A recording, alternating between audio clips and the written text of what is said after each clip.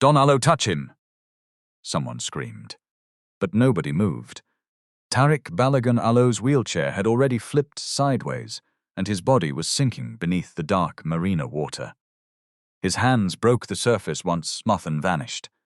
Around him, wealthy guests stood frozen in designer clothes, some shouting, some filming, some waiting for security to do what fear had already stopped them from doing. Then a waitress dropped her tray. Glasses shattered across the floor. "Hold this rope!" Ebby shouted, kicking off her shoes. A manager grabbed her arm. "Are you mad? That water is dangerous." She tore herself free, and the man inside it is dying. Before anybody could stop her, the poor waitress jumped. What happened next would expose a safety warning buried by powerful executives. A disabled heir, they had already decided, was unfit to lead, and a lie designed to destroy the very woman who saved his life.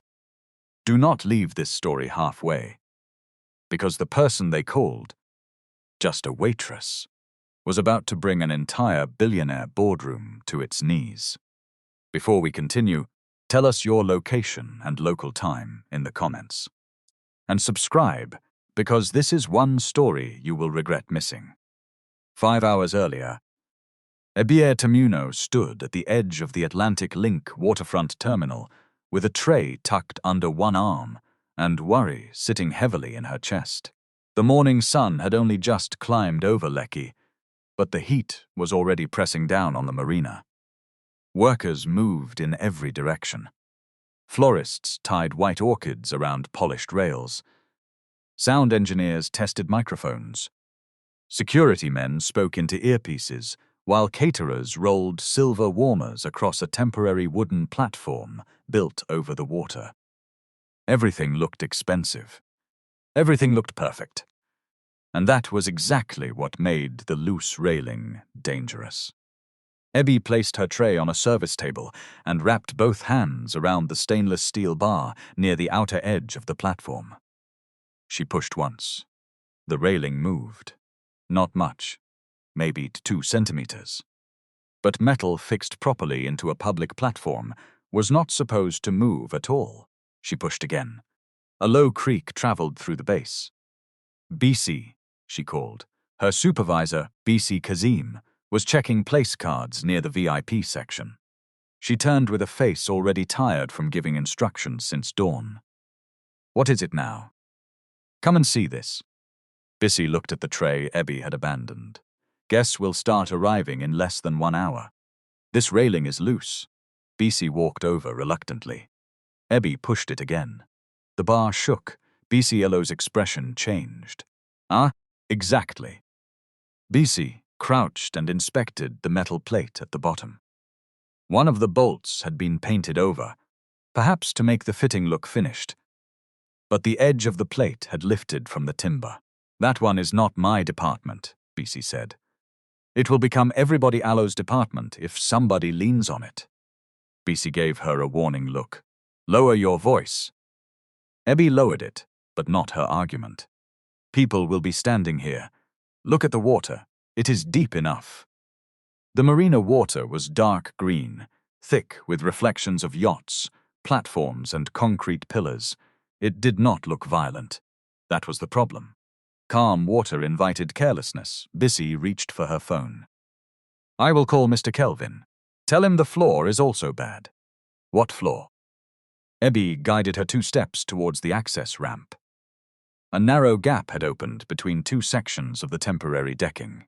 It was not wide enough to trap a shoe, but it could catch the small front wheel of a wheelchair, a trolley, or a woman Alo's thin heel.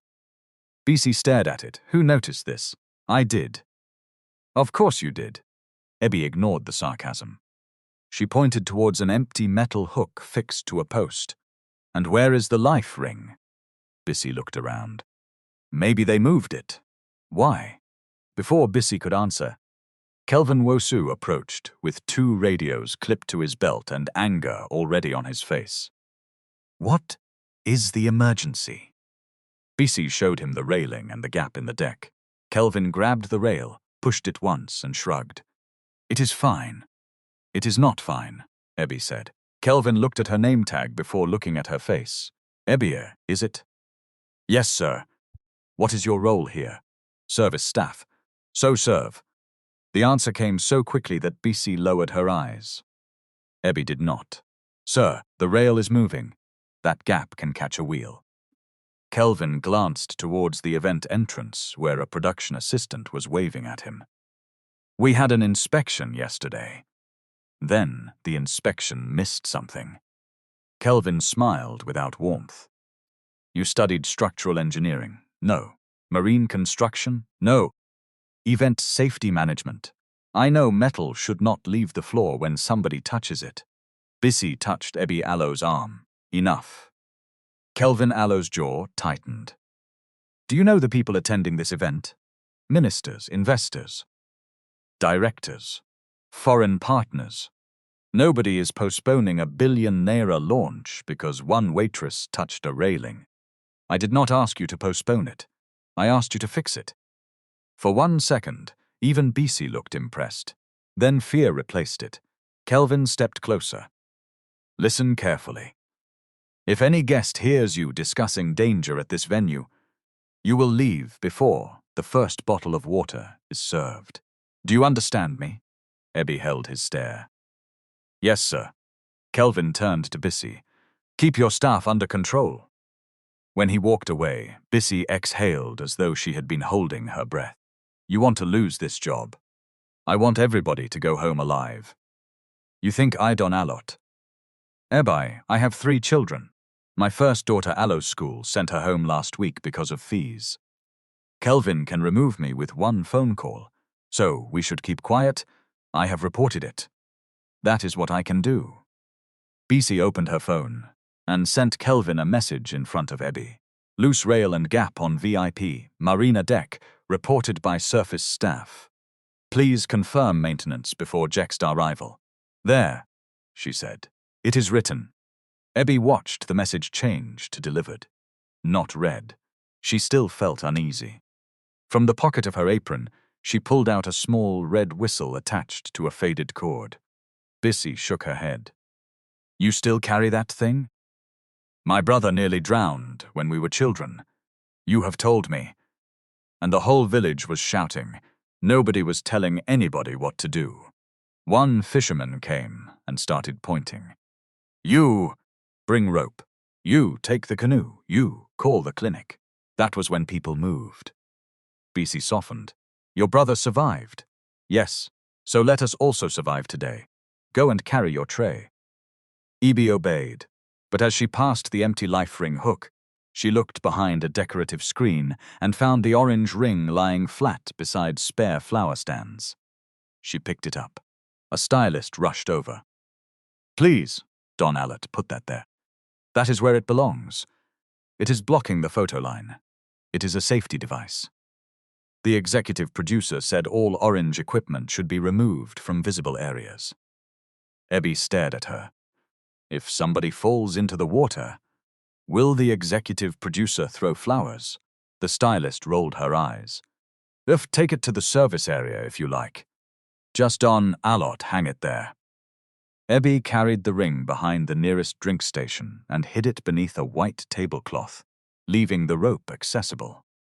She told herself she was being dramatic. She hoped she was.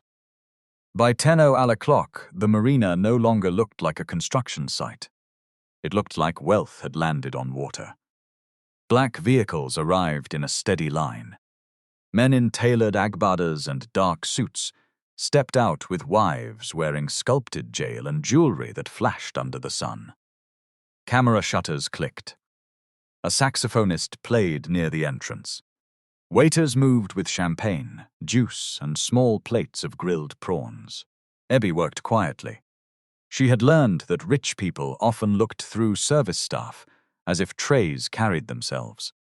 Some guests smiled. Others clicked their fingers. One man placed an empty glass on her tray without looking at her, though the tray was already full. Near midday, a convoy entered the marina. The noise changed. Reporters moved towards the arrival carpet. Security officers closed ranks. BC whispered, "That is him." Tariq Balogun emerged from the second vehicle. He was not carried out. He opened the car door himself, transferred into a sleek black wheelchair, and adjusted his jacket before moving forward. Ebby had seen his photograph online. The newspapers usually chose formal pictures where his expression looked carved from stone. In person, he looked younger than 35 until he raised his eyes. Those eyes made people stop smiling foolishly. He wore a navy suit and a white shirt without a tie. His chair had angled wheels and a compact frame, built for speed and control rather than hospital corridors. A communications officer hurried beside him. "Sir, we have prepared an assistant for the ramp. I can use the ramp." "Of course, sir. I know what you meant." He pushed forward. The crowd welcomed him with applause. Some of it sounded sincere, some sounded staged. A woman in a silver dress leaned towards her companion and whispered, "They still want to make him CEO." Her companion answered, "His father Elo's shares are enough. Ability is another matter." They did not notice Ebby standing behind them. Tariq reached the first display stand, where a government official shook his hand and said loudly, "You are such an inspiration to all of us." "For coming to my own event?" Tariq asked. The official laughed too loudly.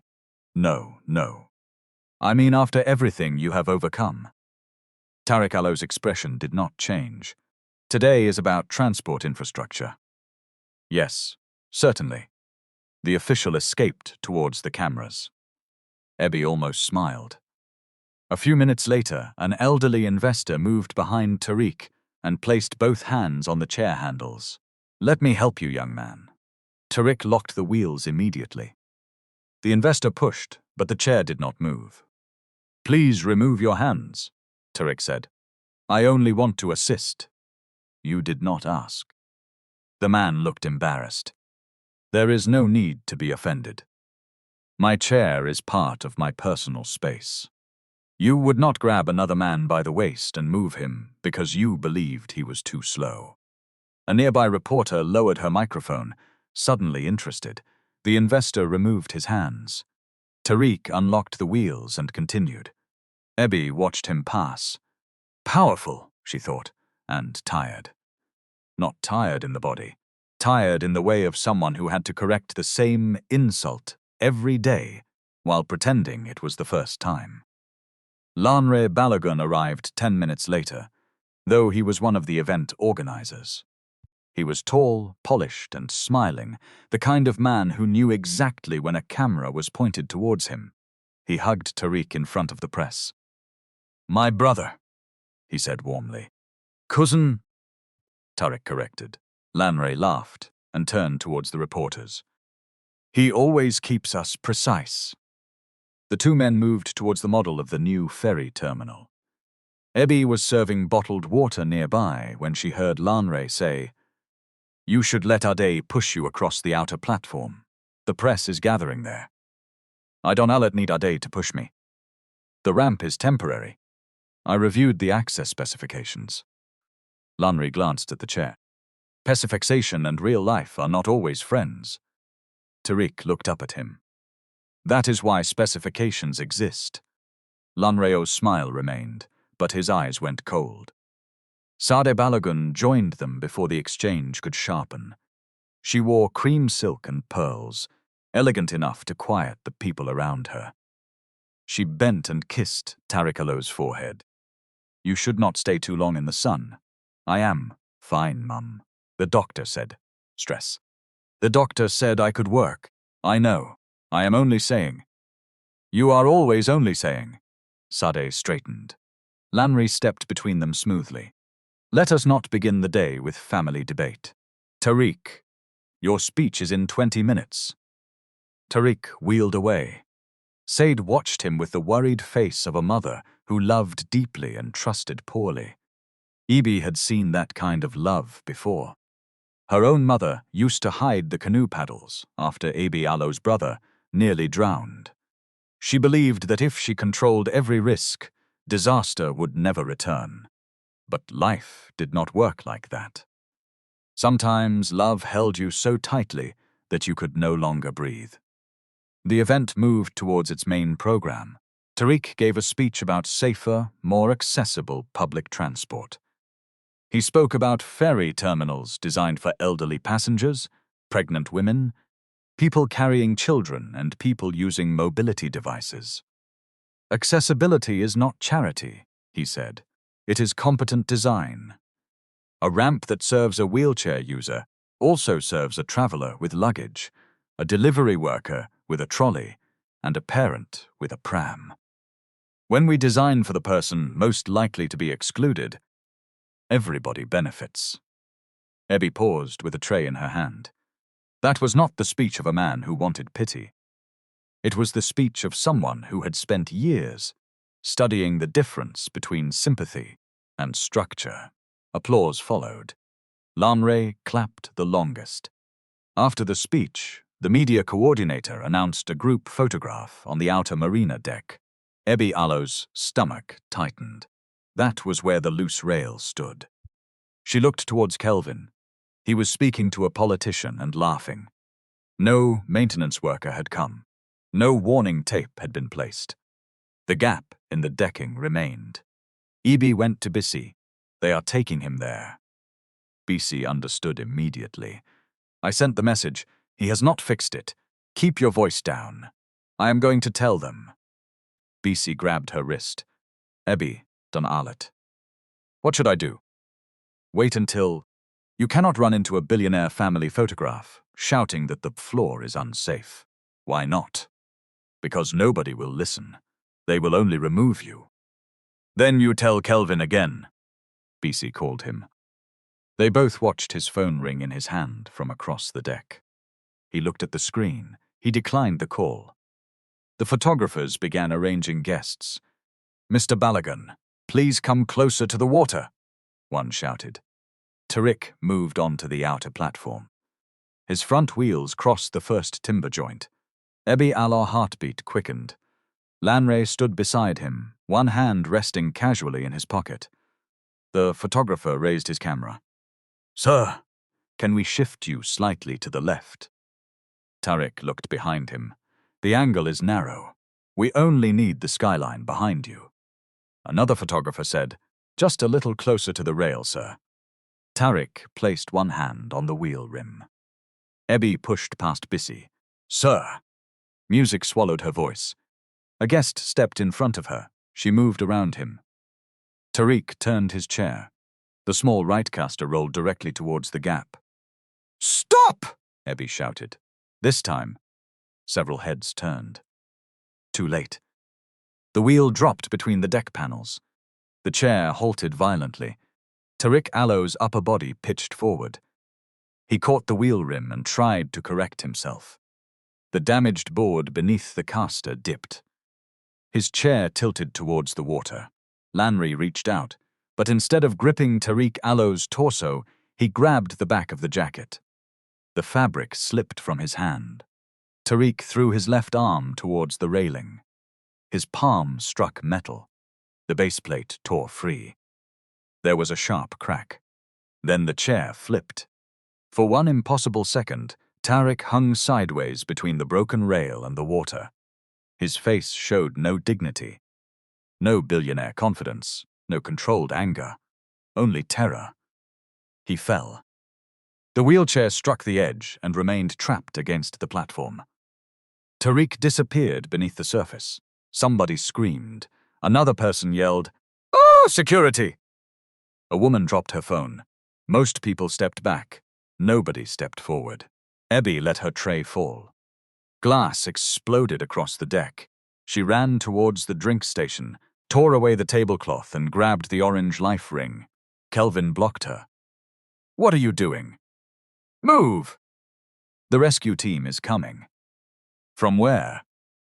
Two security officers were still forcing their way through the guests. A third was shouting into his radio. One man had removed his jacket but stood uncertainly at the edge. Tariq Allo's hand broke the surface. It slapped the water once, then sank. Abby pushed the life ring rope into Bissy Allo's hands. Wrap it around that post. Bissy froze. Bissy, look at me. Rap it twice. Do not let go. The firmness in Ebby Arlo's voice cut through the panic. Bissy moved. Ebby kicked off her shoes. Kelvin grabbed her arm. Are you mad? That water is dangerous. She ripped herself free. And the man inside it is dying. She climbed onto the broken edge and jumped. Cold water punched the breath from her chest.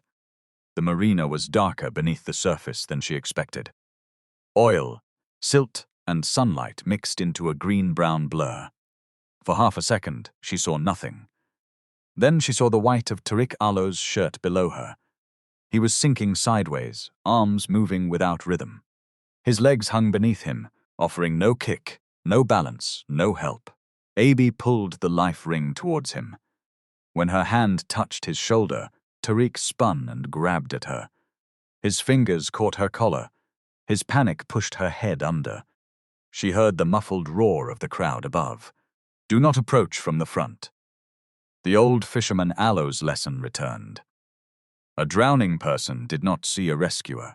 He saw anything that might keep him above water. Ebby twisted free, surfaced behind him, and hooked one arm beneath his chin. Tariq! He coughed water. Do not fight me! His body jerked. I cannot. I have you. Hold the ring. She forced the orange float beneath his arms and blew the whistle around her neck. The sharp sound sliced through the shouting. Pull slowly! She screamed towards the platform. Not fast! Keep the rope straight! People finally began to act. BCs and 2 security officers pulled. A man in a white shirt joined them. Ebby pointed at another guest. You! Clear the steps! The guest looked behind him as if she meant someone else. Yes, you! Move everybody away from the ladder! He obeyed. Another man started removing his shoes to jump. Don Alo, jump on us! Ebby shouted. Get another rope! Tariq Alo's breathing became rough. Stay with me, she said. His eyes opened but did not focus. Where is my chair? Forget the chair. My legs? I know, let the ring hold you. The rope tightened. They moved towards the emergency ladder fixed beneath the platform. It was partly blocked by decorative fabric. The guest Ebby had ordered cleared it away. A security officer climbed down 2 steps and reached for Tariq. Support his shoulders, Ebby instructed. Do not pull only by his arms. More hands appeared. For the first time, the crowd became useful. They lifted Tariq onto the deck. He rolled onto his side and coughed violently. Water spilled from his mouth. His chest dragged for air. Someone shouted, Give him space! Ebby climbed after him, soaked and shaking. A man tried to sit Tariq upright. No, Ebby said. Keep him on his side. He is breathing. Are you a doctor? Kelvin snapped. No. Are you? The man stopped moving Tariq. A guest called emergency services. Another found the venue Ilo's medical kit. A doctor attending the event knelt beside Tariq and began assessing him. Ebby backed away. Only then did she notice the blood on her palm where the broken rail had cut her. Only then did she realize hundreds of people were staring. Cameras lifted. Phones recorded. Kelvin walked towards the trapped wheelchair, then looked at the service trolley near the edge. His eyes moved from the trolley to Ebby. What happened before he fell? A reporter asked. Lanrai stepped forward, breathing hard but already composed. There may have been an obstruction, he said. Ebby stared at him. What obstruction? Lanrai pointed towards the trolley. That service cart was moving behind him. It did not touch him. You were pushing it. I left it near the drinks station. Kelvin nodded quickly. I saw her moving fast with the trolley. That is a lie. Tariq coughed again. The doctor told everyone to stand back. Sirens approached from outside the marina. Lanri lowered his voice. This is not the time. You are blaming me while he is still on the floor. I said there may have been an obstruction. The wheel entered that gap. The railing came out. A camera turned towards the damaged deck. Kelvin stepped into the frame. 1 security, please control the staff member. Two guards approached Ebby. Bissy moved between them. She saved him. She is also a witness, Kelvin replied. Nobody is arresting her. One guard took Ebby gently by the elbow. She pulled away. Do not touch me. The ambulances arrived. Paramedics rushed through the crowd with equipment. They fitted oxygen over Tariq Allo's face, checked his breathing, and transferred him onto a stretcher. Sadeh knelt beside him, crying without sound. As the stretcher passed Ebby, Tariq Allo's eyes opened. For one brief second he saw her, wet hair across her face, blood on her palm, apron clinging to her body. He tried to speak. The oxygen mask swallowed the words. Then he was gone. The doors of the ambulance closed. The convoy followed. The marina that had been built for celebration now looked like a crime scene. Kelvin ordered the remaining staff into the service area. Collect all phones, he told Bissy. What? No staff member posts anything online. No interviews. No messages. Nothing. You cannot take their phones, Ebby said. Kelvin turned to her. You are finished here. She looked past him towards the damaged rail.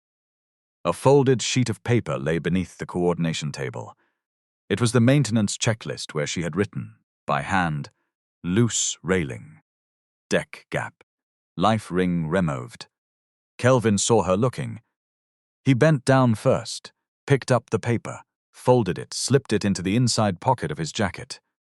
Ebby felt the cold of the marina water return to her bones. The accident had lasted less than 3 minutes. The cover-up had already begun.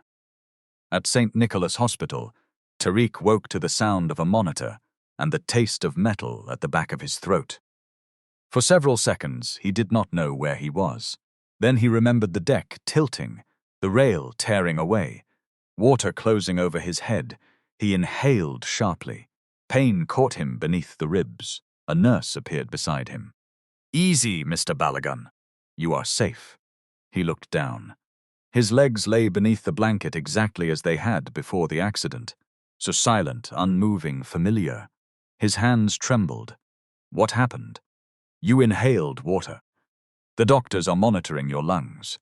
You have bruising on your shoulder and a small cut near your temple, but your scans are reassuring. How long? You came in yesterday afternoon. Yesterday. He had lost a day. My mother, she is outside. Your cousin is also here. The woman who pulled me out. The nurse paused. I don't know, sir.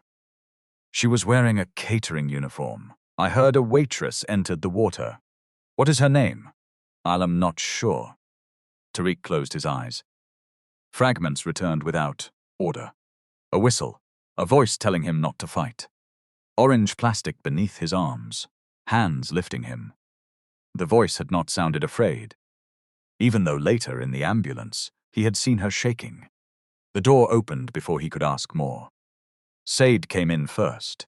She had changed clothes, but not slept. Her face carried the swollen stillness of somebody who had cried until there was nothing left. My son. She moved towards him, stopped herself from touching his oxygen line, then held his hand instead. You frightened me, I noticed. Do not joke, I am alive. By God Allo's mercy, and by the woman who jumped. Sadeh Allo's fingers tightened around his. Lanray entered behind her, followed by Dr. Akinwal and an assistant carrying a tablet.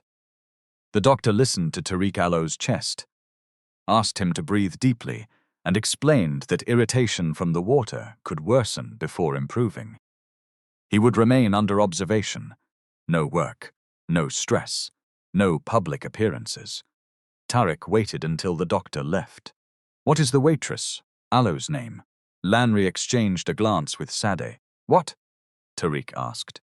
Lanry pulled a chair closer. There are questions about what happened. I fell.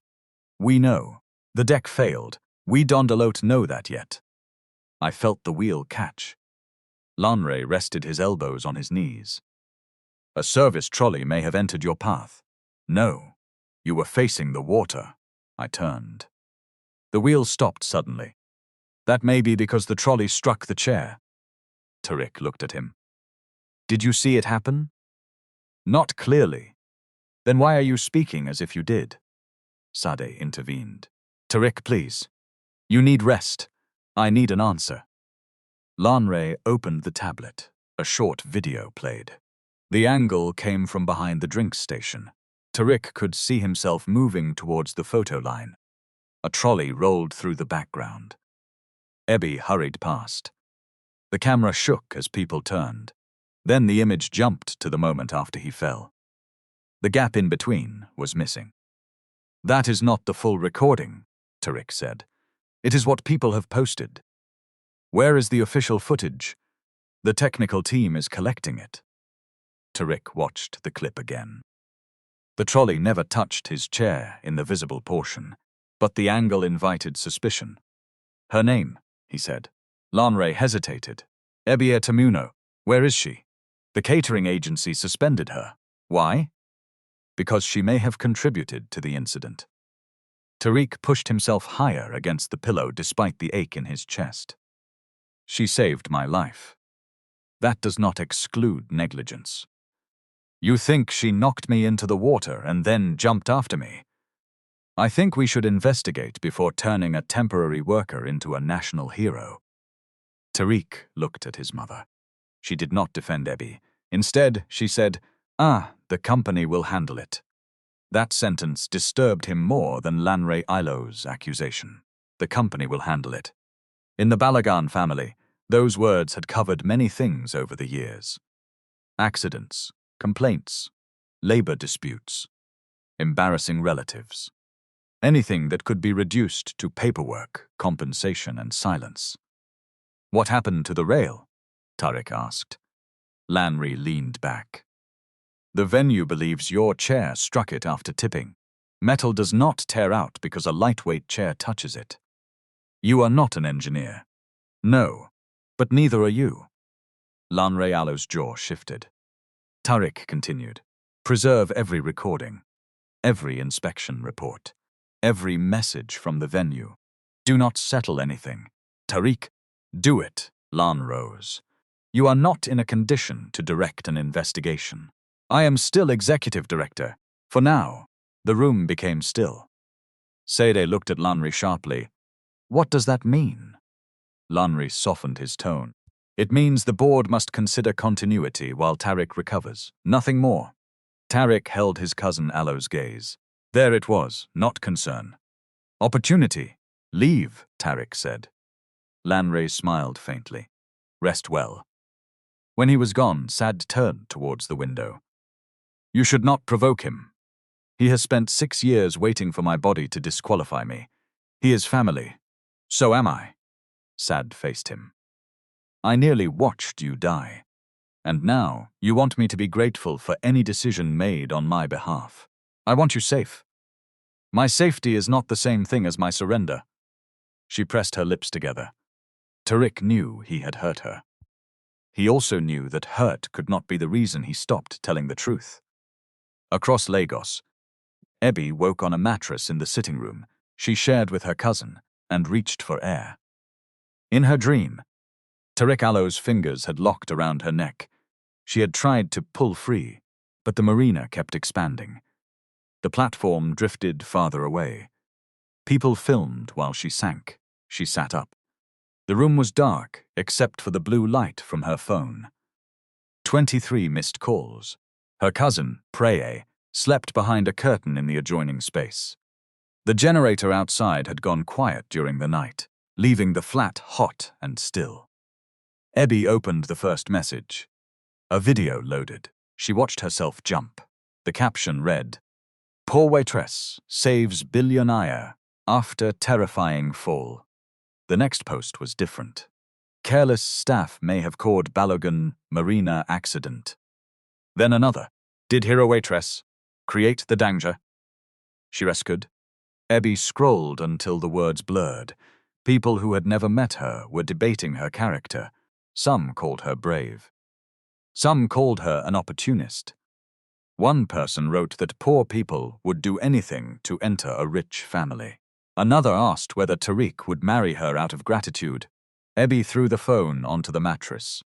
Pry stirred behind the curtain. You are awake? Yes. Your face is everywhere. I know.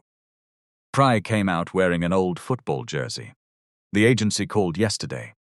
They said you should come by 9. For what? They did not tell me. Ebby already knew.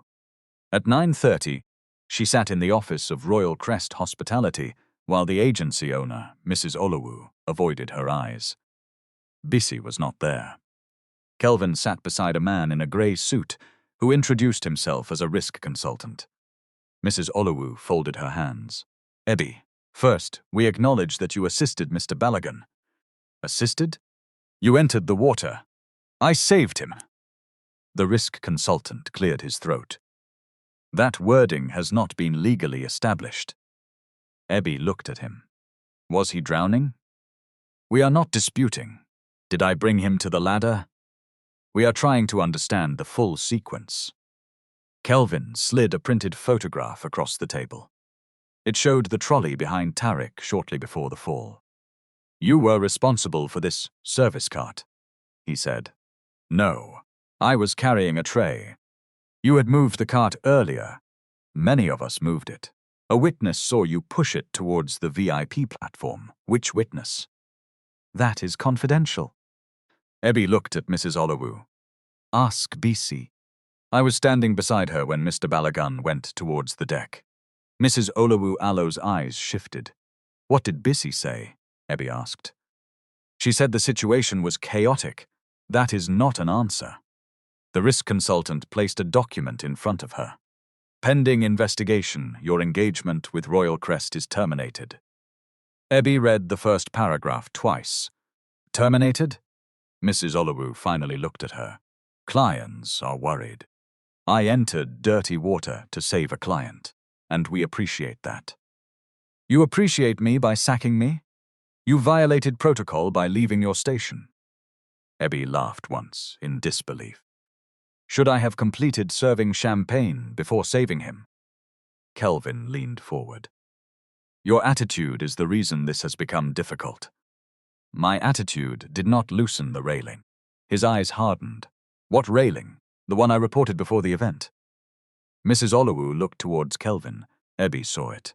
A small reaction. She knew. You heard about it, Ebby said. Mrs. Olowu adjusted a pen on the desk. I was told there was a minor observation. A minor observation that threw a man into the water. Kelvin stood. This meeting is over. Ebby stood too. Where is the maintenance checklist? What checklist? The one you removed after the ambulance left. The risk consultant raised a hand. Be careful with accusations. I watched him put it in his pocket. Kelvin laughed. You were wet, distressed and confused. I was wet. I was not blind. Mrs. Olowu pushed the termination letter towards Ebby. You will receive payment for the shifts already completed. Ebby did not touch it. Where is Bissy? Nobody answered.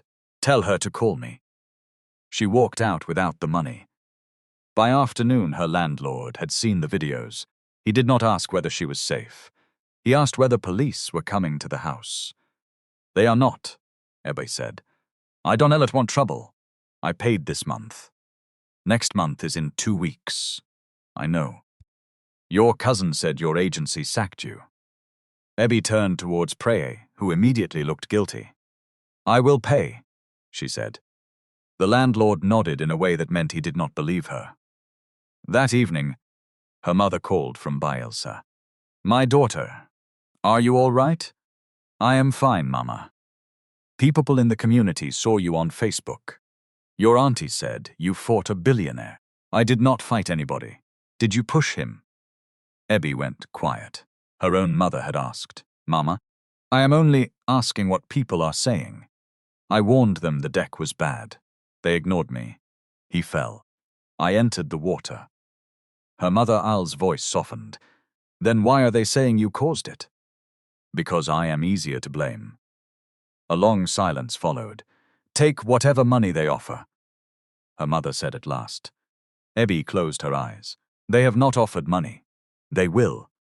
Rich people do not like noise. Take it and come home.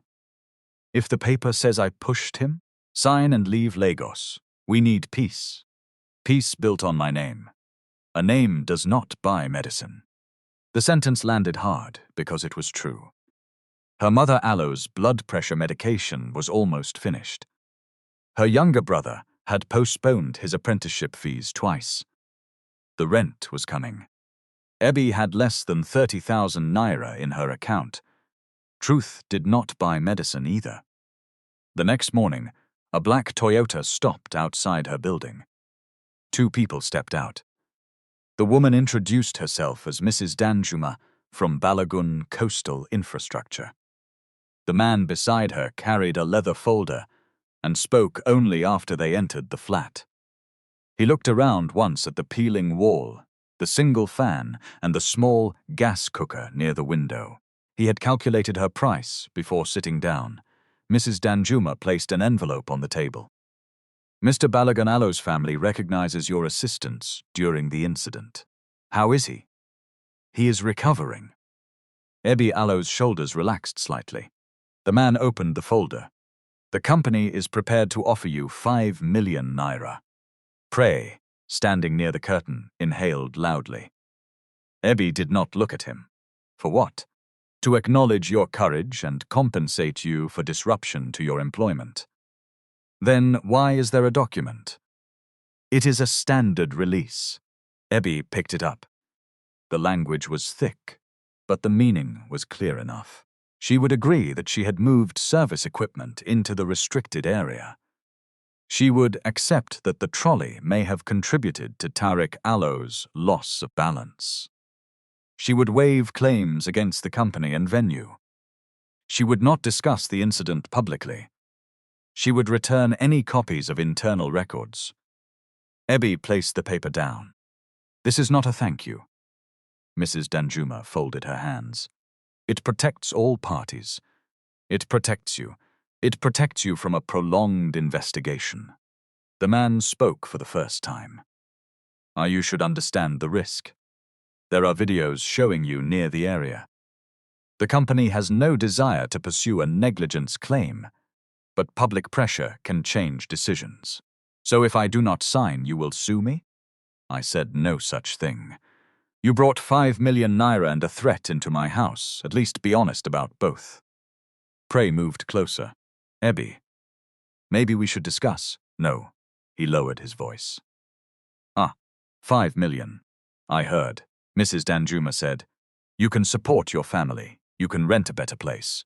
You can return to school if you wish. Ebby looked at the envelope. For one dangerous moment, she imagined everything it could solve.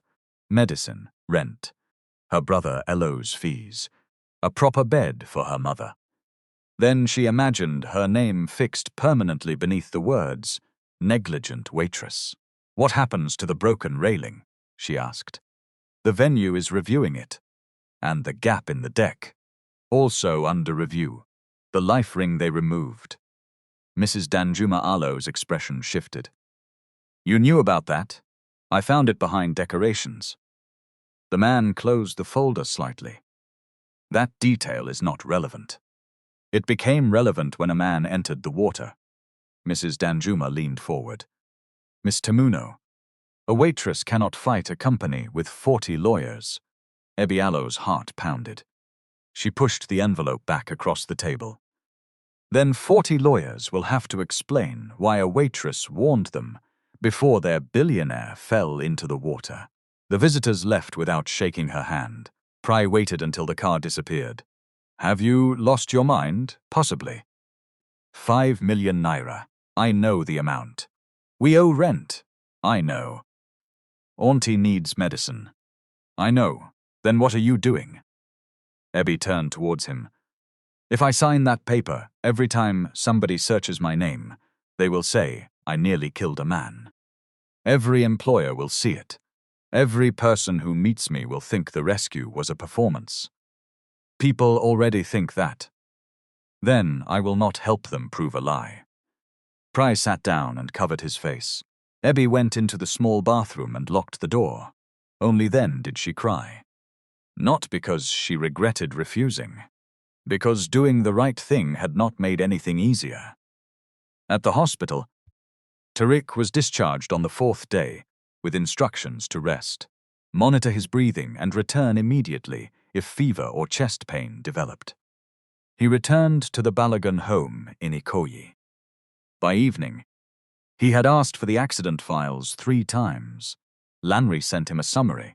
No raw footage, no inspection report, no staff statements. Tariq called the head of information systems directly. I need the complete archive from the marina event. There was a pause. Sir, I was told all requests should go through Mr. Lanrealo's office. By whom? Mr. Lanre. I am giving you a direct instruction. Sir, with respect, your access has been placed under temporary medical restriction. Tariq gripped the phone. Who authorized that? The Executive Continuity Committee.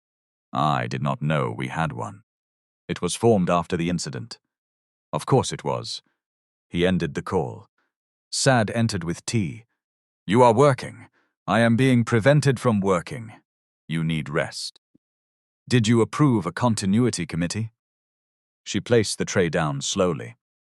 The board needed a temporary structure. Did you approve restricting my system access? The doctors said stress could delay your recovery. The doctors do not control company passwords.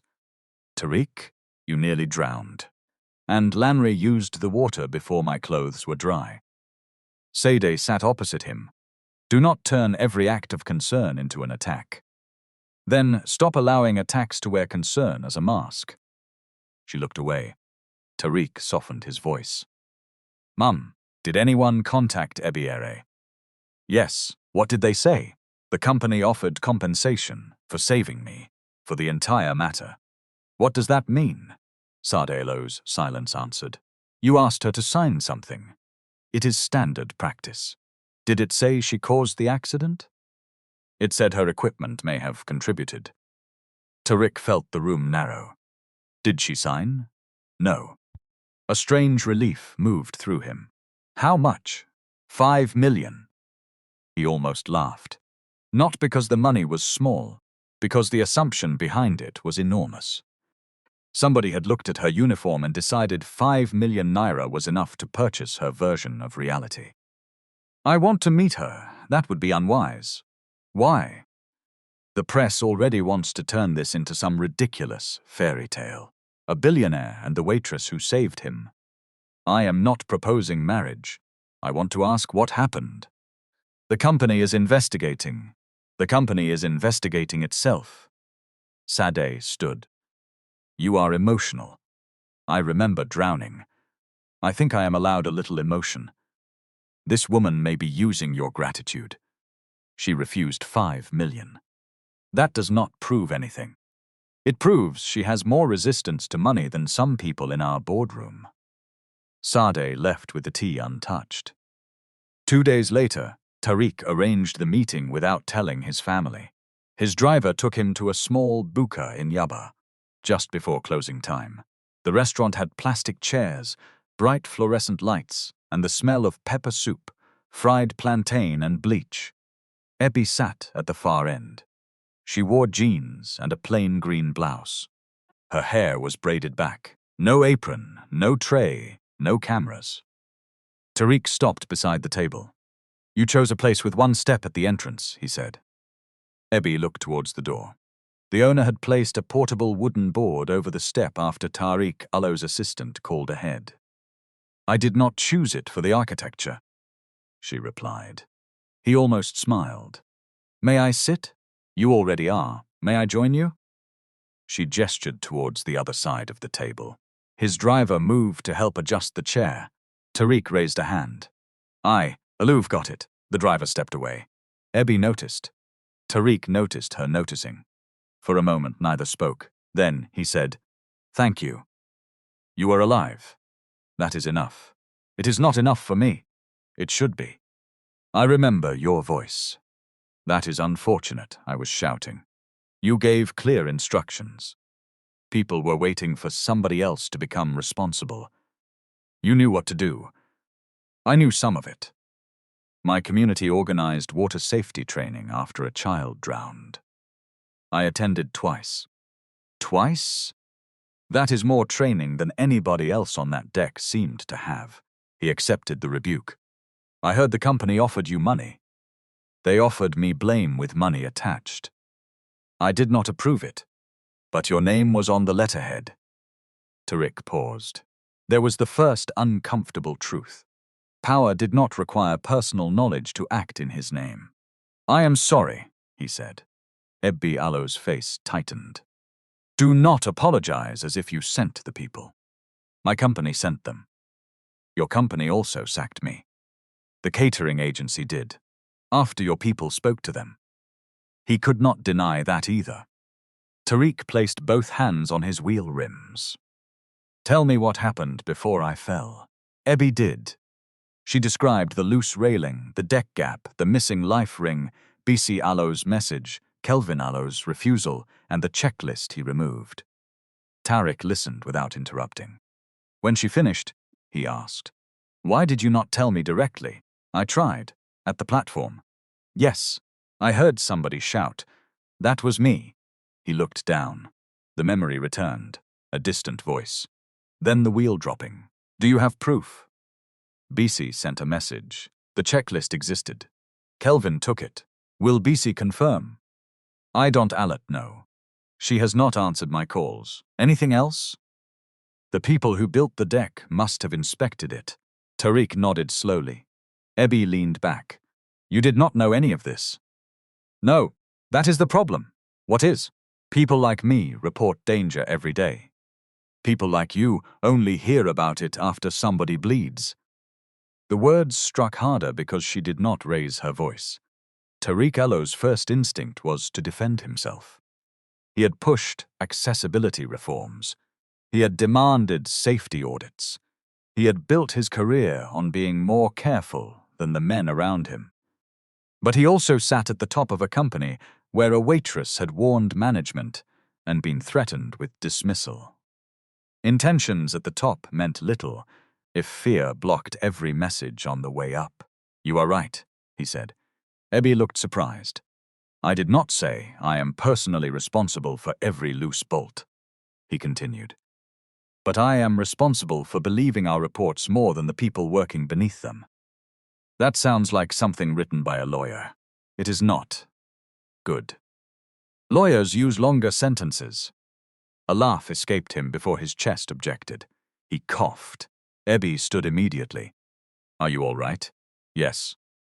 She remained half-standing. Tariq looked at her. She sat again. Annoyed with herself for reacting, he said, I want an independent investigation. Your cousin will allow that. I did not say I would ask him. His phone vibrated. A message from his board secretary appeared on the screen. Emergency meeting, executive fights and succession review. Free day, 10 a.m. Tariq read it twice. Ebbi watched his face change. What happened? He turned the phone towards her. She read the message. They want to remove you. They want to call it protection. Because you nearly drowned? Because drowning made their prejudice look reasonable. Ebbi handed the phone back. And what will you do? Tariq looked towards the restaurant door, where the portable ramp rested over the step. I will find out whether the accident was negligence. And if it was your family Allo's company, then I will decide what matters more. She held his gaze. That decision should not be difficult. No, he said, it should not. But both of them knew that easy morality often became expensive the moment it touched power. Amaka Udair arrived at Tariq Allo's office the next morning carrying no flowers, no sympathy card, and no interest in pretending he was fragile.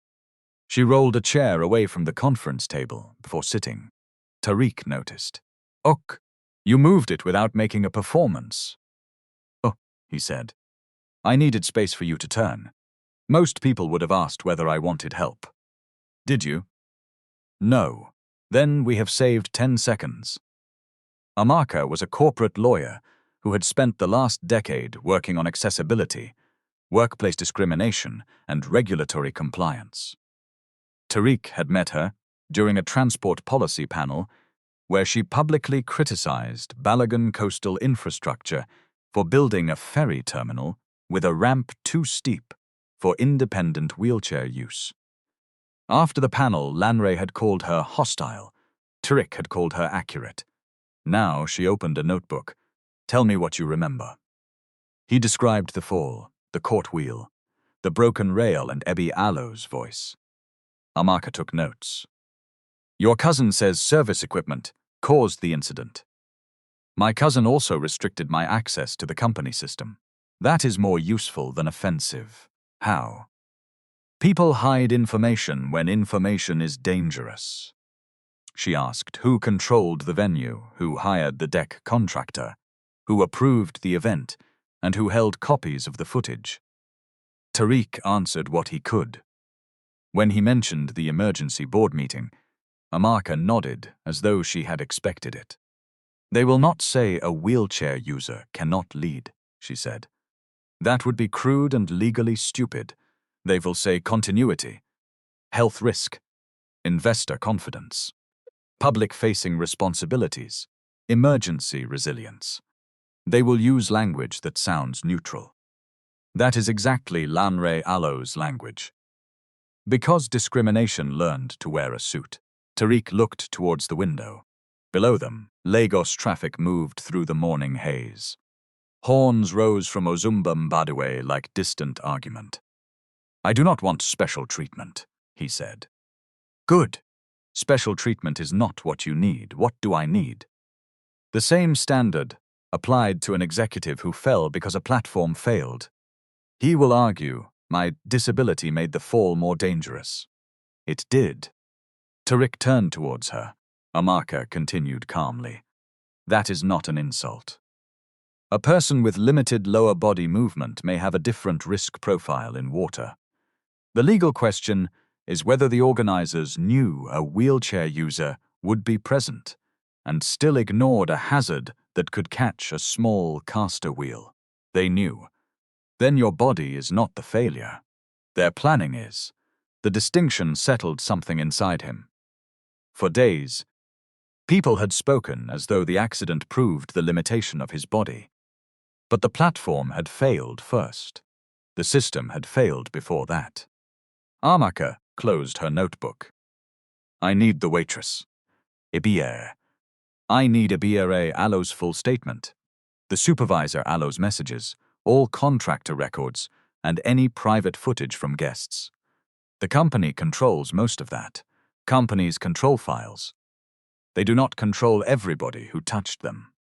That afternoon, Ebby sat in the waiting area of a hotel in Victoria Island for a job interview. The hiring manager kept her waiting 40 minutes. When he finally came out, he carried her printed application and a phone. "Are you the woman from the marina?" Ebby knew immediately that the interview was over. Yes. He showed her the video. The one who pushed the trolley. The trolley did not touch him. But there is an investigation. There should be an investigation into the deck. The manager lowered his voice. "Our clients prefer staff without controversy. I saved a man. I understand." "No, you understand a headline." He glanced towards reception, uncomfortable. "We will contact you. You have not asked one question about my work. We will contact you." Ebby stood. Outside, the afternoon heat hit her face. She had spent her last 4,000 naira on transport, printing documents, and borrowing a suitable pair of shoes. Her phone rang. The caller introduced herself as a journalist from Cityscope. "I would like your side of the story." "Which side?" "The relationship between you and Mr. Balagun." "There is no relationship. You met privately yesterday." Ebby stopped walking. "How do you know that?" "We have sources." The black Toyota outside the buka came back to her mind. Someone had followed Tariq. The journalist continued. "There are reports that he offered financial assistance and that you are demanding a personal arrangement. That is false. Did he promise to marry you?" Ebby almost dropped the phone. "Are you serious? Our readers are interested in the human angle. A man nearly died because people ignored a safety warning. That is the human angle. We can pay for an exclusive interview. How much? The journalist named a figure large enough to cover 2 months' aloe rent. Ebby stared at the traffic. What would the headline be? There was a pause. We would discuss that after the interview. No. Tell me. Possibly. The waitress who captured a billionaire aloe's heart. Ebby ended the call. By evening, the story appeared anyway. Hero or hunter. Waitress holds secret meeting with Billionaire Heir. The article contained no evidence of romance, but the questions were enough. Social media did the rest. Pry read comments aloud until Ebby told him to stop. She is planning her wedding already. One jump and she wants to become madam. Poor girls know how to set traps. Ebby took the phone from him. This is what they want. Who? The company. If people are discussing marriage, nobody is discussing the railing. Prey shook his head. You are giving them too much intelligence. No. I gave them too little before. The next morning, Amaka called. She did not ask Ebby to trust Tarek. She asked for facts. They met in a legal aid office, where Amaka recorded the conversation with permission.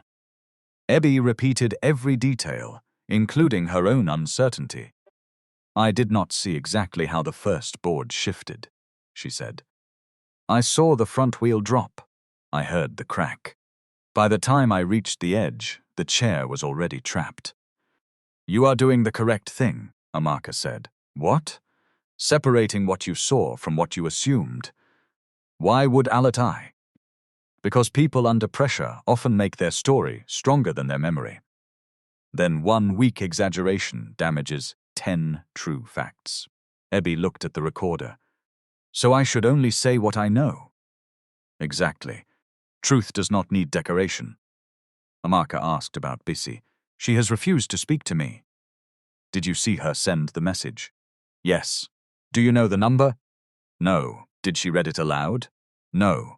But I saw the words. Good. They found Bissy that evening outside her children Aloe's school in Surulere.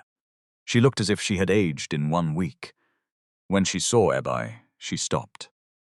I told you not to come here. You did not answer my calls. Because I have nothing to say. Amaka introduced herself. Bissy shook her head immediately. I cannot help you. You sent Kelvin a message about the railing, Ebby said. I send many messages. You showed it to me. I don't a lot remember the exact words. Ebby stared at her. Bissy, leave me alone. You know what happened. I know there was confusion. Confusion. Parents and children moved around them. Bissy pulled Ebby towards the side of the road. Lower your voice. You watched him take the checklist. I did not. You were standing beside me. I was looking at the ambulance. Ebby felt anger climb into her throat. They have threatened you. Bissy Aloe's eyes flashed. You think courage is free? I think a man nearly died. And my children are alive. They eat because I work. So you will help them blame me? I did not blame you. You are refusing to say the truth. I have been transferred to another agency. Kelvin told me if I speak, no hotel in Lagos will employ me again. Ebby stepped back as if struck. Amaka spoke gently. Threatening a witness is serious. Will seriousness pay school fees? Bissy replied. Will the law bring food before evening? We can discuss protection. Protection from whom? A company that owns half the contracts in this city, Ebby said. I also need work. You are one person. I have 3 children, and that makes my name cheaper. Bissy flinched. Ebby turned away. Amaka followed her to the car. You pushed too hard, the lawyer said. She lied to my face. She is frightened. So am I. Yes. But fear has different consequences for different people. Ebby folded her arms. Amaka continued. Courage is not evenly distributed when hunger is involved. You are defending her. I am explaining her. Those are not the same thing. Ebby looked back towards Bissy, who was holding the hands of 2 children, while a third balanced a school bag on one shoulder. The anger did not disappear, but it changed shape. At the Balagan headquarters, Tariq Allo's first meeting since the accident was presented as a wellness discussion. It felt like a trial. Lanre sat at the far end of the boardroom. Said occupied the chairperson Allo's seat. 9 directors joined in person or by video. Tariq positioned himself at the table without assistance. The first director, Chief Madhu, spoke in a tone usually reserved for funerals. "We are grateful for your recovery." "Thank you. Our concern is continuity." Amaka Allo's prediction. Another director said, "The incident has raised questions about physical risk." "Whose physical risk?" Tariq asked. "Yours, primarily." "I fell because a temporary deck failed." "That has not been established." "Then establish it." Lanre leaned forward. "Nobody is questioning your intelligence. Only my body. That is unfair." "Is it?" Lanre opened a presentation. The title read Ecutive Resilience and Succession Objections. Under Tariq Allo's name were phrases such as mobility dependence, health interruptions, public vulnerability and crisis, response, limitations. Tariq read them silently. "You prepared this quickly," he said. The board had to respond. "You prepared a succession presentation before the safety investigation. They are separate issues. No, one gives you an excuse for the other." Sade intervened. "Tariq." He turned to the directors. 6 years ago, I lost movement below my chest. I did not lose judgment. I did not lose education. I did not lose my legal authority. If any director believes I cannot perform a specific duty, state the duty and show the evidence." Chief Madhu cleared his throat. "Investor perception matters. Then correct investor prejudice. Do not reward it." A younger director, Naneka Bello, spoke from the screen. "Why are we discussing Mr. Balagan Allo's chair before reviewing why the platform failed?" Lanre answered. "Because no structural failure has been confirmed." Neka replied. "Has it been investigated independently?" Silence. Tariq placed a document on the table. "I am commissioning an external investigation led by Amaka Ude." Lanre gave a short laugh. "You do not have unilateral authority while under medical restriction." "I have authority as executive director and major shareholder." "Your system access was restricted for your protection." "My protection did not authorize the deletion of my powers." Sade looked uncomfortable. Lanre said, "This is exactly this instability we are concerned about. You are making decisions while emotionally attached to a temporary worker." Tariq Allo's expression became still. "Say that again." "The waitress saved your life. Gratitude may be affecting your judgment. I am asking why a public platform broke. That is not romance. It is governance." Lanre closed the presentation. "The board will vote on interim leadership next Friday." Tariq wheeled back from the table. "Then, by next Friday, we will know what you are trying to hide." He left before anybody could answer. The first useful document came from an engineer named Chinedu Ezenwa. Amaka found him through the company that supplied the temporary deck. He agreed to meet only after she promised not to reveal his name without consent. They sat in a quiet office after working hours. Chinedu opened his laptop. "Our firm did not complete the final fastening," he said. "The event contractor changed part of the deck after installation to widen the camera area." "Did you inspect the change?" Amaka asked. "Yes. When?" "3 days before the launch." "What did you find?" He showed them photographs: the loose rail, the lifted baseplate, the gap between panels. In one image, a measuring tape showed the gap clearly. Tariq stared at the small opening that had nearly killed him. "What did you recommend?" "Close the outer platform. Refasten the rail. Replace 2 boards. Add edge protection and restore the rescue equipment." "Who received the report?" Chinedu opened an email chain. "Kelvin Wasu, Lanre Balagun, the event producer." The subject line read urgent, deck safety non-conformance. Lanre Allo's reply appeared beneath it. Proceed with cosmetic correction. No delay is authorized. Ensure area is presentable before Friday. Tariq read it twice. Did you explain cosmetic correction was not enough? I replied that the area should be closed. And? No response.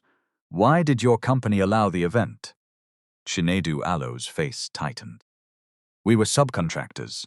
The main contractor had authority over access. You could have called regulators. I could have. Why did I let you? My managing director said we would lose every Balagan contract. Amaka said, do you still have the original email? Yes, but yesterday, the copy in the shared project portal disappeared. Tariq looked at her. Amaka Allo's eyes sharpened. Can you preserve this device and export the headers? Chinedu nodded. Will you testify? His hesitation lasted too long. I need to speak with my employer. Tariq said, your report was correct. That does not protect my job. No, it should have protected everybody at the event. Chinedu looked ashamed. Tariq knew the feeling. On the way out, Amaka said, we have evidence. We have a private email and a frightened engineer. We have enough to dig. Tariq stopped near the lift. If this becomes public, the Atlantic Link project could lose financing. Yes, thousands of jobs are connected to it. Yes. The share price will fall. Probably, my mother will say I am destroying my father Allo's legacy. Possibly. Tariq looked through the glass wall at the city lights. For years, Balagan Coastal Infrastructure had been more than a company. It was his father Allo's proof that a man from a small Ondo town could build something across West Africa. It employed drivers, engineers, dock workers, cleaners, accountants, and thousands of contractors. One public scandal could harm people who had never seen the marina. Lanre would use that. He would say silence protected jobs. He would say truth was selfish. Amaka stood beside him. What matters more? She asked. The truth. That was too fast. He looked at her. She continued. Do not give me the clean answer. Give me the real one. Tariq exhaled, the company. Why? Because the company is people, not only shares. And if the company teaches those people to ignore danger, then protecting it may require exposing it. Better, he nodded, but exposing it may also destroy the CEO appointment. Yes. He looked back at the email on his phone. No delay is aphorized. 4 words had placed reputation above life. I would rather lose the chair at the head of the table, he said. I'll then earn it by sitting on this. That night, Lanre received an alert from the internal compliance system. An external legal request had been made for the Atlantic Link project archive. He called Kelvin. Who still has the engineer Allo's report? I deleted the venue copy. I did not ask what you deleted. I asked who still has it. The contractor may. May? They sent it by email. Lanre stood at the window of his penthouse, staring at the lagoon. Clean the file trail. Kelvin swallowed. IT backups. Then speak to IT. I cannot order them to erase backups without authorization. You had authorization to prevent this mess in the first place. I told you the rail was loose. And I told you to make the area presentable.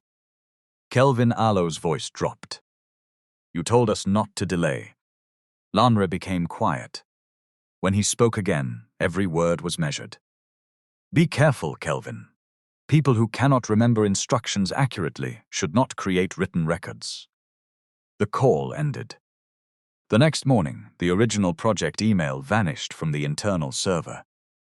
By afternoon, Kelvin Allo's inspection log had been updated to show that the deck passed a safety check at 8:30 on the morning of the event. At 5:00 Bissy received a message from an unknown number. We know where your children go to school. Sislens keeps everybody safe. She read it, standing in the kitchen. Her youngest son was eating rice at the table. The spoon fell from her hand. For the first time, fear stopped being about employment.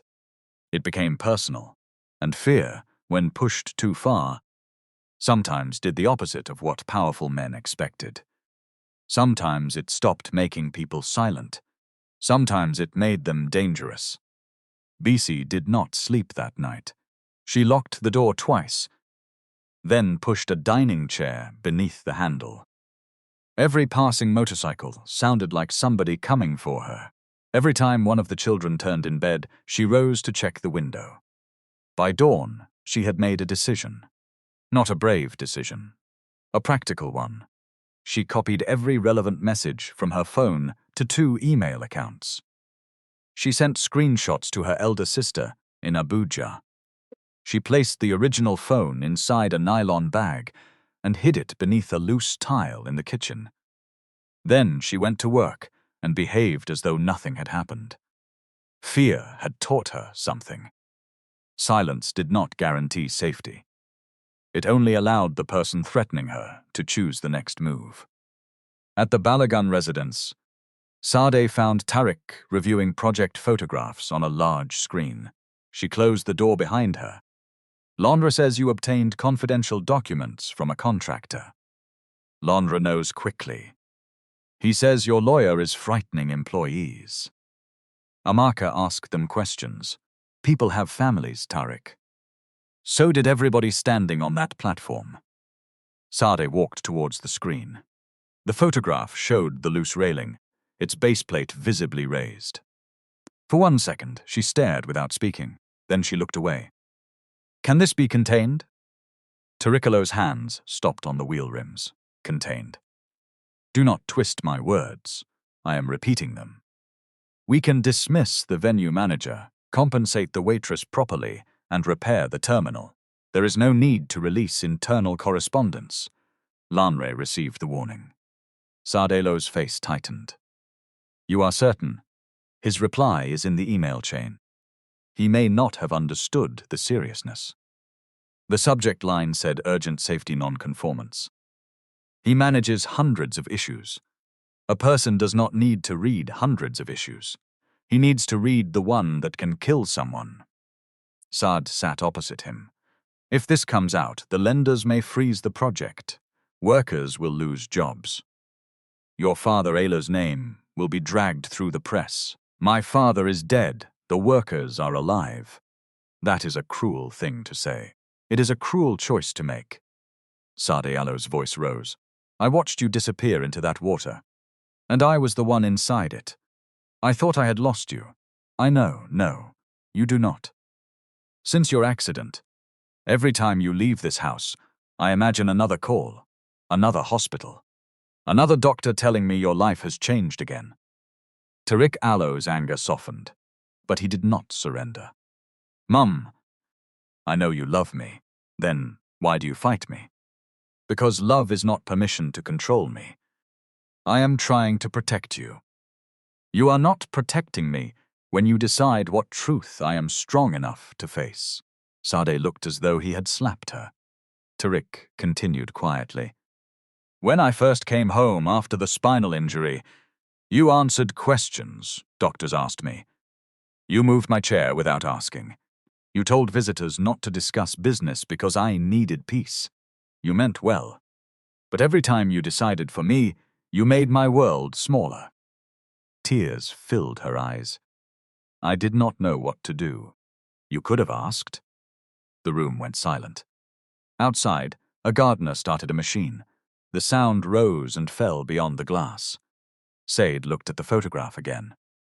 If you expose this, Lonre will say your judgment is compromised by the waitress. He already has, and the board may believe him. Then, I should not lead that board. You have worked for this position for years. I worked to lead a company worth respecting, not to inherit a lie. Sade stood slowly. At the door she paused. Your father once delayed a port opening because a crane inspector refused to sign the certificate. Tariq looked up. Lanre called him old-fashioned, she said. Your father replied that funerals cost more than delays. Then you know what he would do. Saad did not answer, but she left the door open behind her. Lan Rallo's next move came through the media. A television station received an edited audio clip of Ebby speaking to the Cityscope journalist. Only one question and one answer remained.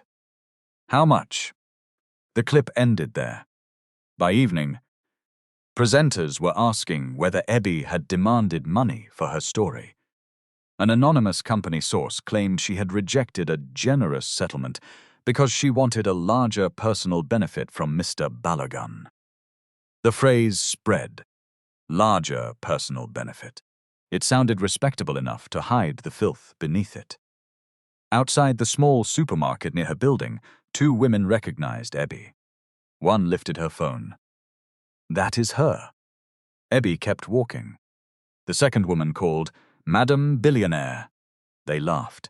A young man stepped into her path. Sister, teach us how to catch rich husband. Move. Just answer one question. He pushed his phone close to her face. Ebby slapped it aside. The phone fell but did not break. Immediately, the man shouted, She attacked me. More phones appeared. Prey pulled Ebby away before the scene became worse. At home, she paced the small room. They will make any reaction look like guilt. Prey picked up the remote, then put it down again. Maybe you should leave Lagos. And let their story become the only story. What else can you do? Ebby looked at the wall where dampness had spread beneath the paint. She was tired of being told survival meant disappearing. Her phone rang. It was Tariq. I saw the clip. They cut it. I know. Do you? I heard the journalist Al's full recording. Ebby stopped pacing. How? Amaka contacted her editor with a legal preservation notice. They produced the source file. Will they release it? Not without pressure. Then make pressure. I want to issue a statement tonight. What will you say? That the allegations against you are false. Ebby considered it. No. Tariq paused. No? If you defend me, they will say, I am using you. They will turn it into romance again. I cannot remain silent while they destroy your name. Then speak about the deck. Speak about the investigation. Do not speak for me. He did not like the instruction. That was precisely why he respected it. All right, he said. What will you do? I will speak for myself.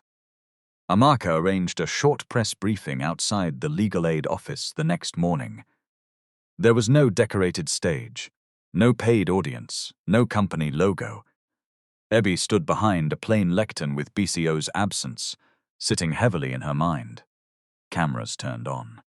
Questions came immediately. Did you request money from Mr. Balagun? Are you in a relationship? Did your trolley strike the wheelchair? Ebby raised one hand. I will not answer rumors one by one, she said. I will give facts. The shouting quieted. At approximately 8 in the morning on the day of the event, I reported a loose railing, a gap in the deck, and a missing life ring to my supervisor. My supervisor contacted the venue manager.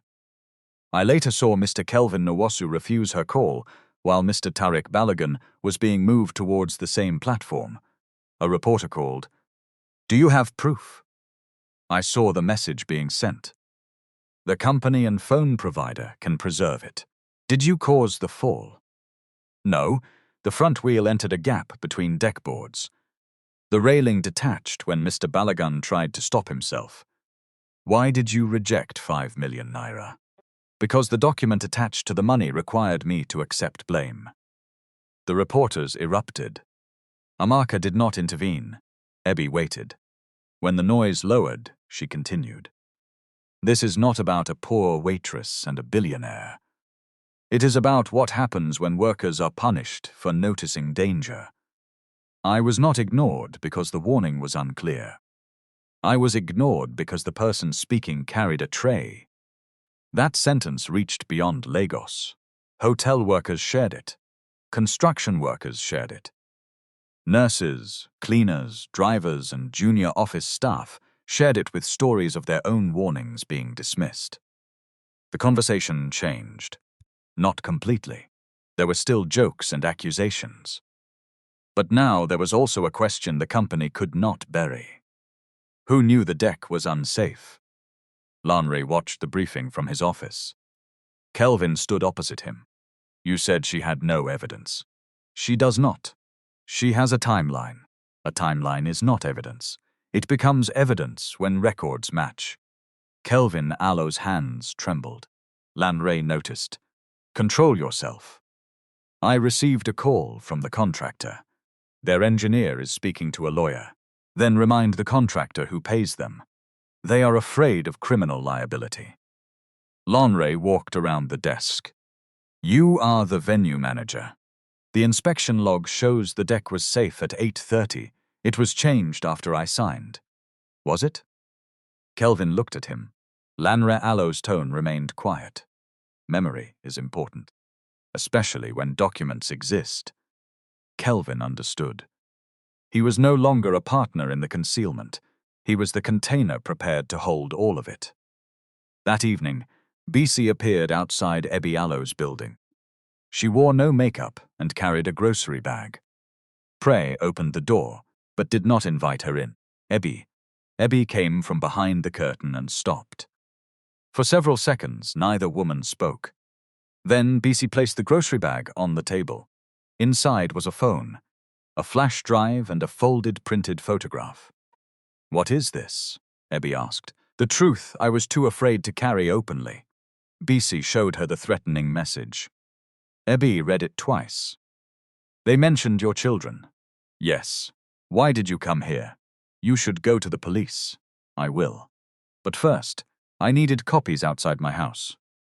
She unlocked the phone. The message to Kelvin was still there. Delivered at 8:07 a.m. Read at 8:12. His response at 8:14 said, Noted. Do not discuss with guests. Maintenance will handle. Maintenance had not handled it. Busy opened another file. A voice recording played.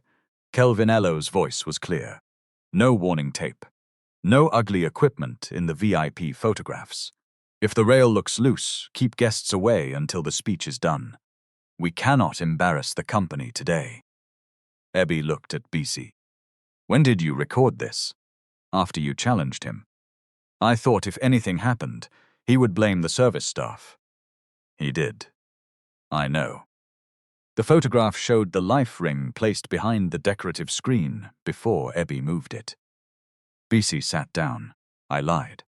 Yes, I told Amaka I could not remember. Yes, I was afraid. I was afraid too. I know. Ebby Allow's anger returned, but it no longer felt clean.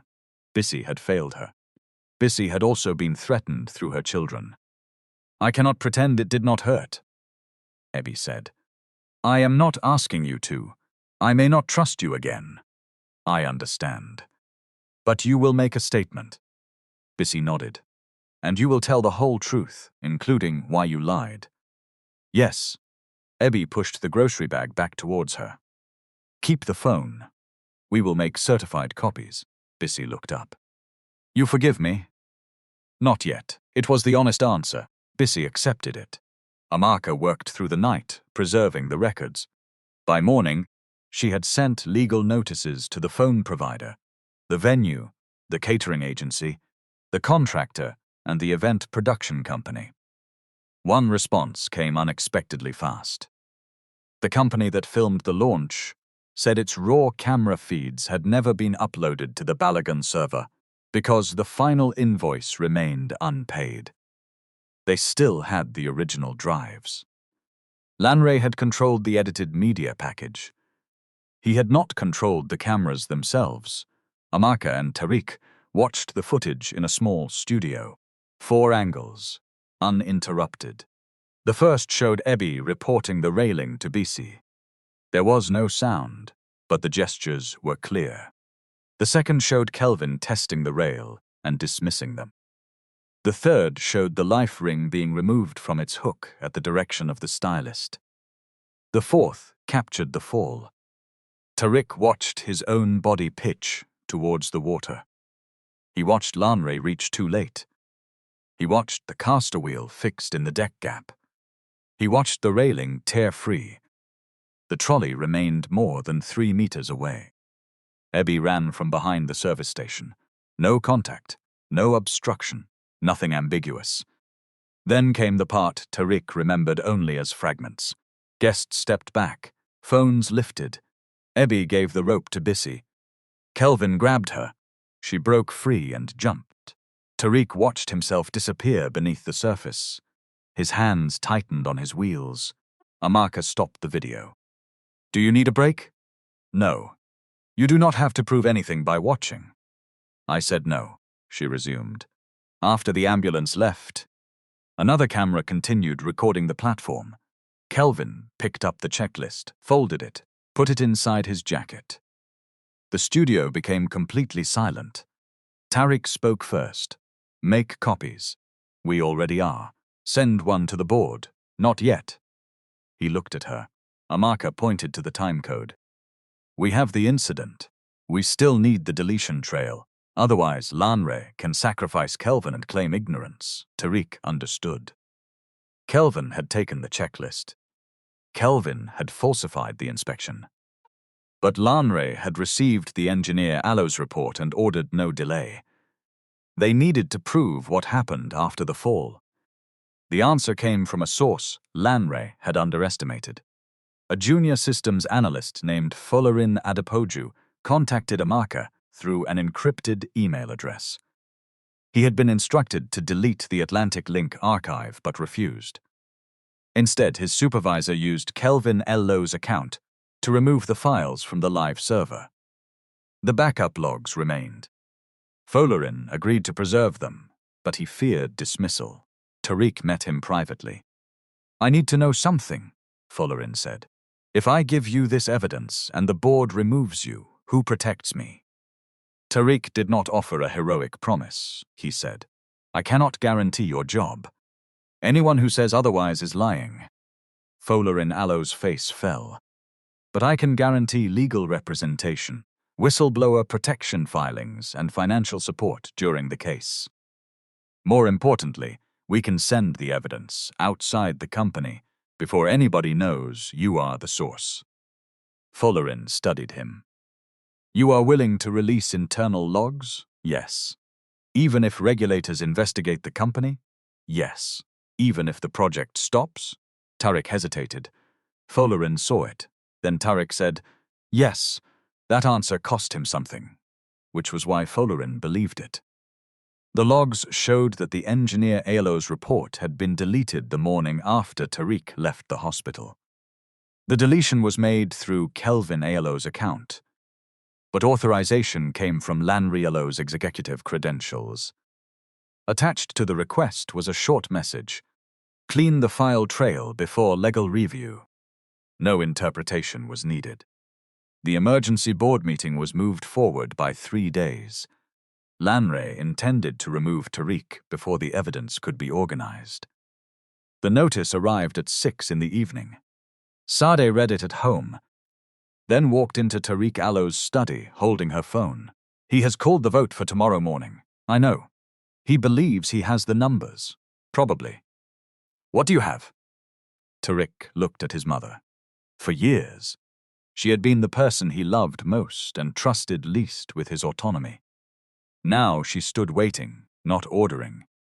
He turned the laptop towards her. She watched the fall. She watched Ebby jump. She watched Kelvin take the checklist. Then she read Lanre Allo's email. When she finished, she removed her glasses and pressed both hands to her face. "I brought him into the company," she whispered. "Lanre made his own decisions. I defended him. You defended the family. I almost asked that girl to carry his crime." Tariq said nothing. Sade looked at him. "What did you need from me? Not what should you do? Not what will the family say? What do you need from me?" Tariq answered. "Do not protect me tomorrow. Protect the truth." Sade nodded. At 9 the next morning, Abi stood outside the Balagan boardroom in a simple blue dress borrowed from Prey Allo's older sister. Bisi sat beside her, holding a file with both hands. Amaka checked the order of evidence. Inside the boardroom, Lanre was already presenting the motion to appoint himself interim chief executive. He did not know the waitress had arrived. He did not know the full video existed. And he did not know his own words were waiting inside a backup server. Power made some men careful. For Lanre, it had done the opposite. It had convinced him that only important people left evidence. The Balagan boardroom had been designed to make people feel small. The table was carved from a single dark slab, long enough to separate allies from enemies. Floor-to-ceiling windows looked over Lagos. Portraits of former chairmen watched from the walls with the confidence of men whose decisions had never been questioned in that room. Lanre stood beside a screen showing the final slide of his presentation. Interim leadership for stability, confidence, and continuity. He spoke calmly. This is not a judgment on Tariq Allo's intelligence or past contribution. It is a responsible response to changing circumstances. Leadership at this level requires uninterrupted physical presence, reliable public engagement, and the capacity to respond under pressure. Tariq sat opposite him. Under pressure, such as falling through your unsafe platform. Lanre did not look away. The cause of the incident remains under investigation. By whom? The company Allos internal risk team, the same team that offered money to a witness in exchange for accepting blame. Several directors shifted in their seats. Chief Madhu raised a hand. Let us maintain order. Lanre clicked to a chart showing investor concerns. We have received private questions about succession. Markets react to uncertainty. Nekabello spoke from the far side of the table. Did investors ask whether our event platform was safe? This meeting concerns executive capacity. It concerns a man who nearly drowned at a company event. You cannot separate the two because separation is convenient. Lanre Allo's smile thinned. Sad sat in the chairperson Allo's seat without speaking. That worried him. He had expected her to interrupt Tariq, to ask for calm, to protect the family image. Instead, she watched. Lanre continued. I propose that Tariq take a 12-month medical leave while retaining his board seat. I will serve as interim chief executive. The safety matter will be resolved separately. Tariq looked around the table. What medical evidence supports 12 months? The board must consider risk. What specific duty can I not perform? This is not about one duty. Then name two. Lanre placed the remote down. We cannot pretend your condition creates no operational limitations. My condition existed last month when you supported my appointment. Recent events have changed perception. No. Recent events gave your prejudice a photograph. Chief Madhu frowned. That language is unnecessary. Amaka, seated behind Tariq, spoke for the first time. It is legally precise. Lanre looked towards her. Counsel was not invited to address the board. She is my counsel, Tariq said.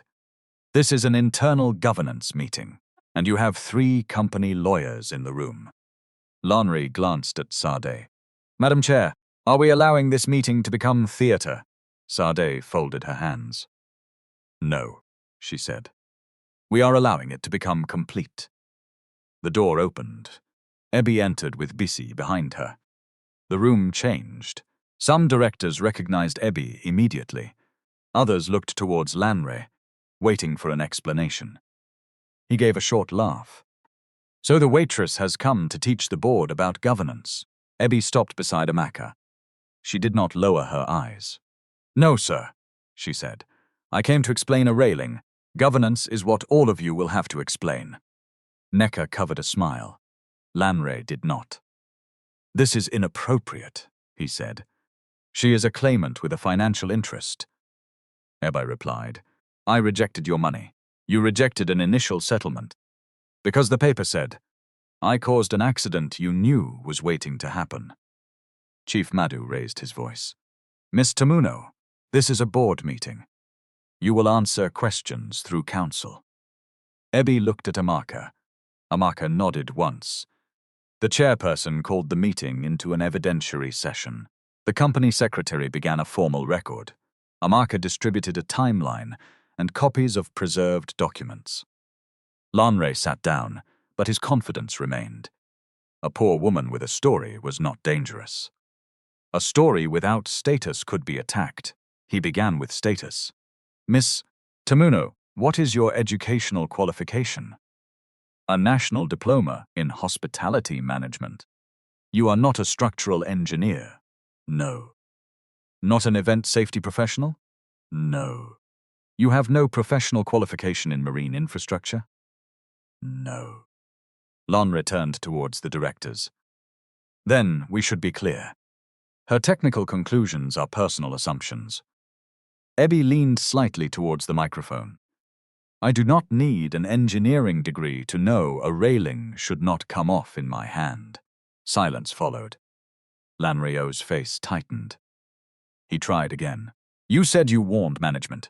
Did you personally send an official engineering report? No. So there was no formal report from you. I reported the danger to my supervisor, as agency staff were instructed to do. Verbally, and in writing through her message. That message has not been authenticated. Bissy opened her file. It has now. All eyes moved towards her. She identified herself, her role and the phone number used that morning. Amaka displayed the preserved message on the screen. Loose rail and gap on VIP marina deck, reported by surface staff. Please confirm maintenance before guest arrival. Time sent, 8:07 am. Time read. 8:12 am. Kelvin Allo's reply. Noted. Do not discuss with guests. Maintenance will handle. Lanre said. That message was not sent to me. Amaka replied. We will reach what was sent to you. BC Allo's voice shook as she described Kelvin Allo's response. The removed life ring, and her own refusal to speak after the accident. Chief Madhu asked, why did you initially deny remembering? Bissy looked down at her hands. I was afraid of losing my work. That affects your credibility. Yes, sir. Her honesty unsettled the room more than denial would have, she continued. I have 3 children. Mr. Kelvin said no agency would employ me if I spoke. Then I received this. The threatening message appeared on the screen. We know where your children go to school. Silence keeps everybody safe. One director cursed beneath his breath. Lanre said. Anybody could have sent that. Correct, Amaka replied. We make no allegation about the sender at this stage. It explains the witness Allo's fear. It does not prove the platform defect. The other evidence does. She played BC Allo's audio recording. Kelvin's voice filled the room. No warning tape. No ugly equipment in the VIP photographs. If the rail looks loose, keep guests away until the speech is done. We cannot embarrass the company today. The recording ended. A director asked, Where is Kelvin? The company secretary answered, He was asked to attend but has not arrived. Lanre spread his hands. Then this is a venue management failure. Serious, certainly. But unrelated to executive succession. Tariq looked at him. You are ready to sacrifice Kelvin before he enters the room. I am stating responsibility based on available evidence. Amaka distributed the engineer Allo's report. Chinadu joined by secure video and confirmed the photographs, measurements, and email chain. He explained that the altered deck created a snagging hazard for small wheels, and that the rail base required refastening. Then Amaka displayed the recipient list. Kelvin Wosu, Event Production, Lanre Balogun. The reply appeared beneath it. Proceed with cosmetic correction. No delay is aphorized. Ensure area is presentable before free day. Lanre leaned back. That message referred to the event broadly. Chinadu spoke from the screen. It was a direct response to my safety report. I receive hundreds of emails. The subject line was marked urgent. You copied multiple people. Operational action belonged to the venue. Chinedu Alo's face hardened. I wrote that the outer platform should be closed. Lanre said, and yet your company did not close it. The engineer went quiet. Lanre seized the weakness. This is precisely why technical responsibility cannot be assigned through emotional hindsight. Ebby watched him shift blame from person to person. First the waitress, then Kelvin. Now the engineer. Anybody except the man who had refused delay. Amaka turned towards the screen operator. Play camera 4. The full footage began. The board watched Ebby bring BC to the railing, watched Kelvin test it, watched him dismiss them, watched the life ring removed, watched guests gather on the deck. Then the caster wheel entered the gap. The board shifted. The damaged board dipped. Tariq reached for the railing. It tore free. He fell. The trolley stood nowhere near him. No debate remained. The footage continued. Several guests stepped backwards. One raised a phone. A security officer looked towards his supervisor. Ebby ran. She exposed the life ring, forced the rope into BC Alo's hands and jumped. In the boardroom, nobody moved as they watched Tariq disappear beneath the water. Even Tariq found it difficult to breathe. He felt the marina close over him again. Then Ebby Alo's voice came through the camera microphone. BC, look at me. Rap it twice. Do not let go. The image showed people beginning to obey, one instruction at a time. A frightened crowd became a rescue team. When Tariq was lifted onto the platform, the camera captured Ebby kneeling nearby, blood running down her palm. Then it captured Kelvin removing the checklist. The screen froze on his hand entering his jacket pocket. Chief Madhu removed his glasses. Naneka asked the question slowly. Why did the person you call just a waitress Alo identify a fatal risk that our entire executive team ignored? Lanre Alo's face had lost color. He answered carefully. The footage establishes venue negligence. It does not establish a deliberate executive cover-up, Amaka said. Correct. That requires another record. Follerin entered through the side door with 2 external forensic consultants. Lanre stood. Who authorized IT staff to attend? Saad answered. I did. It was the first time she had used her authority openly that morning. Follerin explained the server structure, deletion request, and backup logs. The forensic consultants confirmed that the records had been preserved through automated redundancy. The screen displayed the deletion authorization, Lanre Alo's credentials, Kelvin Alo's account used for execution, the attached instruction, clean the file trail before legal review. Lanre stared at it. That was taken out of context. Tariq almost admired the instinct, even now. Even with his own words filling the wall. What context makes that instruction proper? Naneka asked. There were duplicate files, draft documents, and materials protected by privilege. Amaka said. The deletion targeted the engineer Alo's safety report. The original inspection log and venue correspondence created before any lawyer was engaged. One of the company lawyers lowered his eyes. He understood what Lanre had just implied. Lanre turned towards Saad. Auntie, this company is under attack. Tariq is using an accident and an employee Alo's grievance to seize control. Sade looked at him for a long time. When Tariq Alo's father hired you, she said, he told me you were ambitious. Lanreo's expression softened. Everything I have done has been for this family.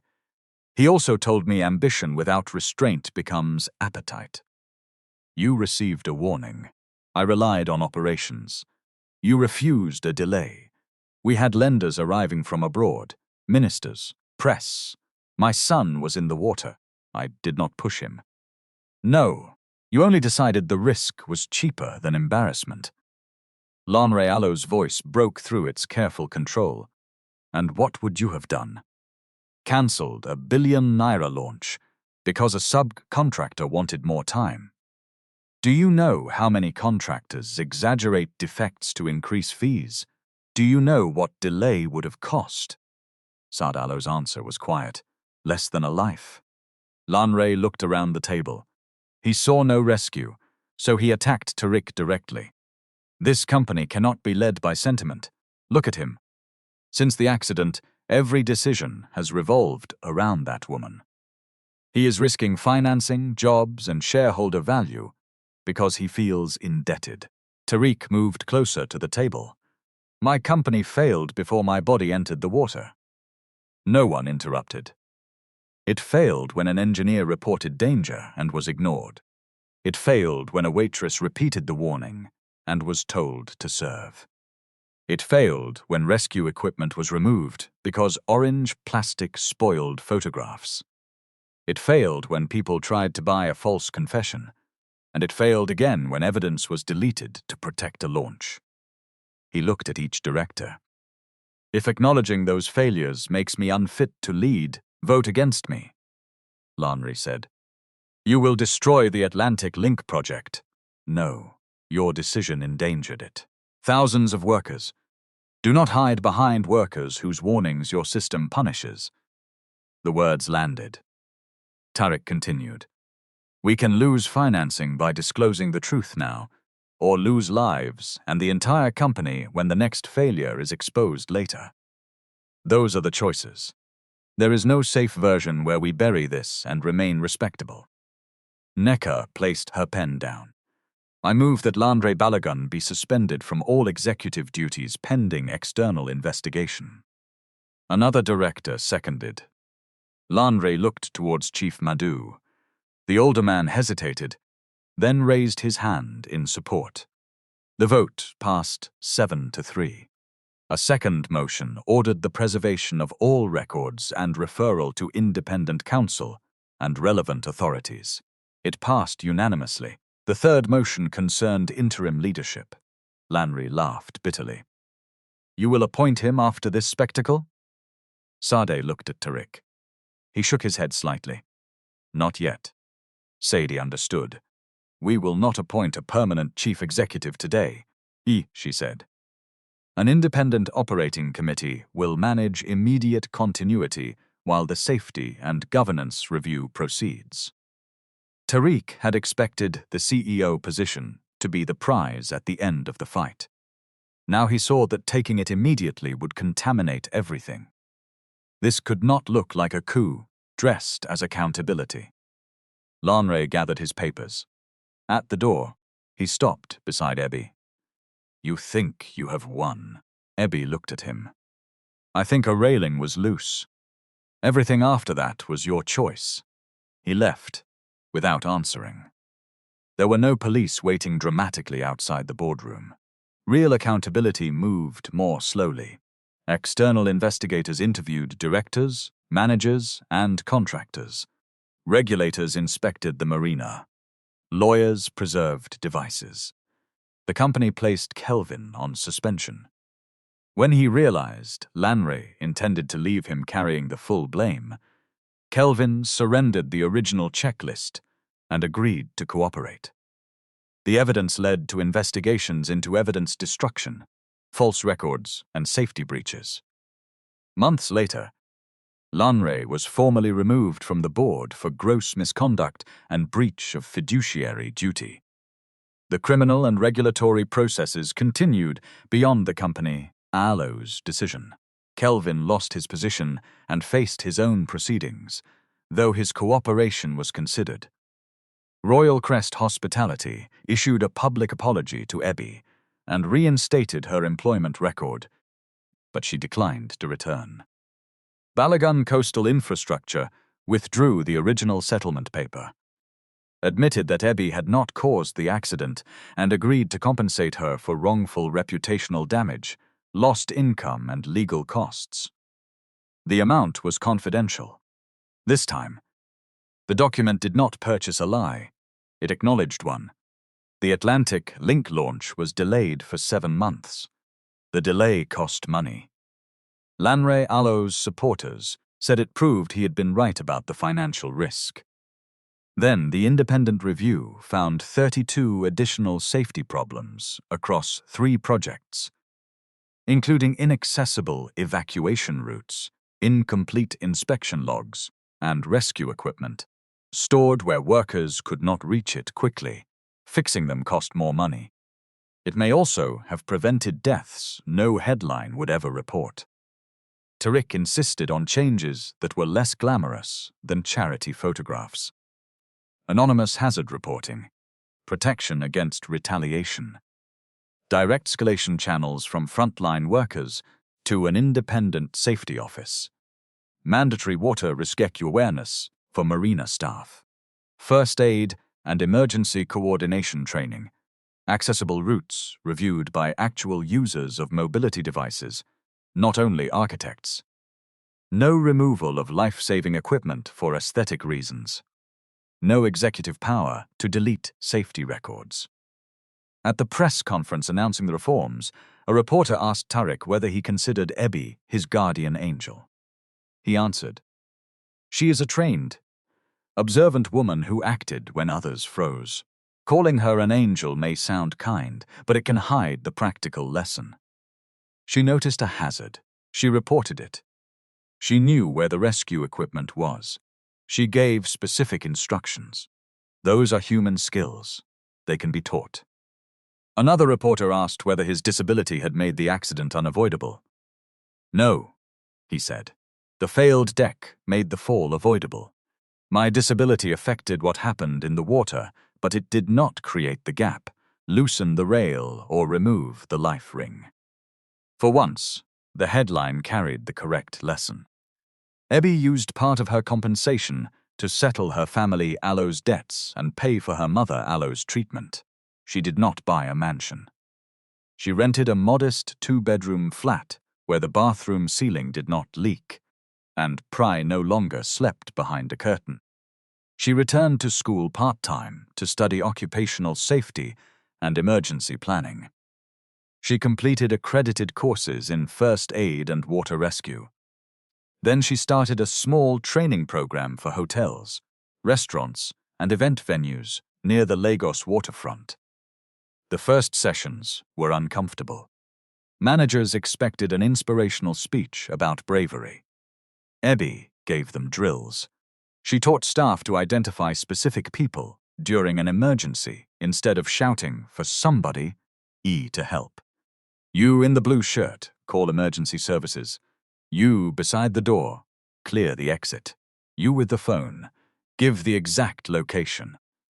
She explained that a person in panic might grab a rescuer and that untrained people should use reach or throw methods where possible rather than entering dangerous water. She taught supervisors to record hazards and close unsafe areas until qualified professionals assessed them. She also taught something harder. A warning did not become intelligent only after a manager repeated it. Bissy attended the first course. She sat in the back. At the end, Ebi handed her a certificate. Bissy looked at the paper, then at her. "Have you forgiven me?" Ebi considered the question. "I have stopped wanting to punish you. That is not the same, no. Will it ever be? Maybe trust returns like strength after an injury. Small movement first." Bissy nodded. It was not a dramatic reconciliation. It was more honest. Said changed too, though change came awkwardly. The first time she visited Tariq Alo's office after the investigation, she stood behind his chair and asked, "Would you like me to move this side table?" Tariq looked at her. "You asked?" "I am learning." "Yes, please move it." She did. Neither mentioned how difficult such a small question had once been. 6 months after the board hearing, the directors completed the external governance review. Tariq was appointed chief executive by a vote that included new conditions: stronger independent oversight, separation of safety reporting from operations and annual accessibility audits. He accepted, not as a reward for surviving, as a responsibility made heavier by what the company had nearly buried. His first executive visit was not to a gala. It was to a dockworkers' Alo safety meeting. No press attended. He sat for 2 hours while crane operators, cleaners, and drivers described problems middle management had filtered out. Some complaints were minor, some were expensive, all were recorded. Ebi refused Tariq Allo's first job offer. He invited her to become a public ambassador for the company Allo's new safety campaign. She read the proposal and returned it. "You want my face on posters? We also want you to speak. After your communications department approves the words, that is standard. That is advertising." He rubbed his forehead. "You make agreement difficult. You offered me the wrong thing. What is the right thing?" "A seat on the Independent Safety Advisory Panel, voting rights, access to inspection summaries, permission to publish dissent when the company refuses recommendations." Tariq stared at her. "That is not an ambassador." "Correct. It is power." "Correct again." He smiled. "You planned this. I read your governance documents. They are 600 pages. Most of the useful parts are hidden after page 400. He took her proposal to the board. They resisted. He insisted. Ebi joined the panel. Their relationship did not become romantic immediately. For months, they argued more than they agreed. She accused him of using polished language when direct answers would do. He accused her of treating compromise as betrayal. She reminded him that people lower in a hierarchy often paid for executive compromise. He reminded her that a company could not correct every problem in 1 week without stopping operations entirely. Sometimes she was right. Sometimes he was. The important thing was that neither needed the other to become smaller. Nearly a year after the drowning, they returned to the marina for the reopening of Atlantic Link. The rebuilt platform had reinforced rails, visible rescue equipment, clear load certification, and an access route tested by wheelchair users. No white flowers covered the safety signs. Before the ceremony, Ebi walked to the exact place where Tariq had fallen. The water below looked the same, calm, indifferent. Tariq stopped beside her. "Are you all right?" he asked. "Yes." "You went quiet." "I was thinking about the people who filmed. Some froze. Some chose content." One man later told investigators he believed security would act. That is what everybody believed. Tariq looked at the life ring hanging openly on the post. "You made them move. I gave them tasks. You also jumped. I would prefer not to repeat that part." "So would I." The reopening program was small. No fireworks, no floating stage, no exaggerated claims that the facility was perfectly safe. A plaque near the entrance carried a sentence chosen by the staff advisory group. "No schedule, image, or perfect outranks a human life." After the ceremony, Tariq asked Ebi to dinner. She looked behind him. 3 black vehicles waited near the entrance. "One dinner," she said. "No convoy. That is security. That is a parade. I am the chief executive of a large company. You are a man going to eat pepper soup." He looked towards his security lead. "Can we reduce it to 1 car?" The man looked horrified. Tariq turned back to Ebi. "1 car. And you are paying normal restaurant price. I was planning to pay. Not buying the restaurant because the table is uncomfortable. That happened once. You offered the owner money for a ramp. The entrance was inaccessible. You could fund the ramp without buying the building." He sighed. 1 car. 1 meal. No property acquisition. Ebi smiled. Agreed. As they moved towards the exit, a young waiter approached Tariq from behind. He reached for the wheelchair handles, then stopped himself. "Sir, would you like help with the slope?" Tariq glanced at Ebi. She said nothing. This was his answer to give. "No, thank you," he told the waiter, "but I appreciate that you asked." The waiter stepped aside. Tariq moved down the slope independently. Ebi walked beside him, not behind him, and not ahead, beside him. And perhaps that was the truest ending available to them. Not a rescue debt turned into romance. Not a billionaire lifting a poor woman from hardship. Not a disabled man cured so that love could begin. Two adults who had seen each other under pressure, challenged each other without mercy, and learned that respect was not a feeling. It was a practice. In my view, the most dangerous thing at that marina was not the water. It was the decision to ignore a warning, because the person giving it did not have a title. Wealth may change the size of a building, but it does not change the value of the lives inside it. Disability does not erase intelligence. A low-paying job does not erase wisdom. And protecting someone should never mean taking away that person allo's right to speak, decide, or take reasonable risks. The details of emergencies differ, but one lesson remains practical. Do not assume somebody else will act. Give clear tasks. Respect trained responders. Keep rescue equipment visible and accessible. Report hazards in writing. And listen to the people closest to the danger. Sometimes one calm voice can turn a frightened crowd into a rescue team. Sometimes one worker ILO's warning can save an entire institution from becoming the thing it was trying to hide. And sometimes justice begins when the person everyone overlooked refuses to disappear.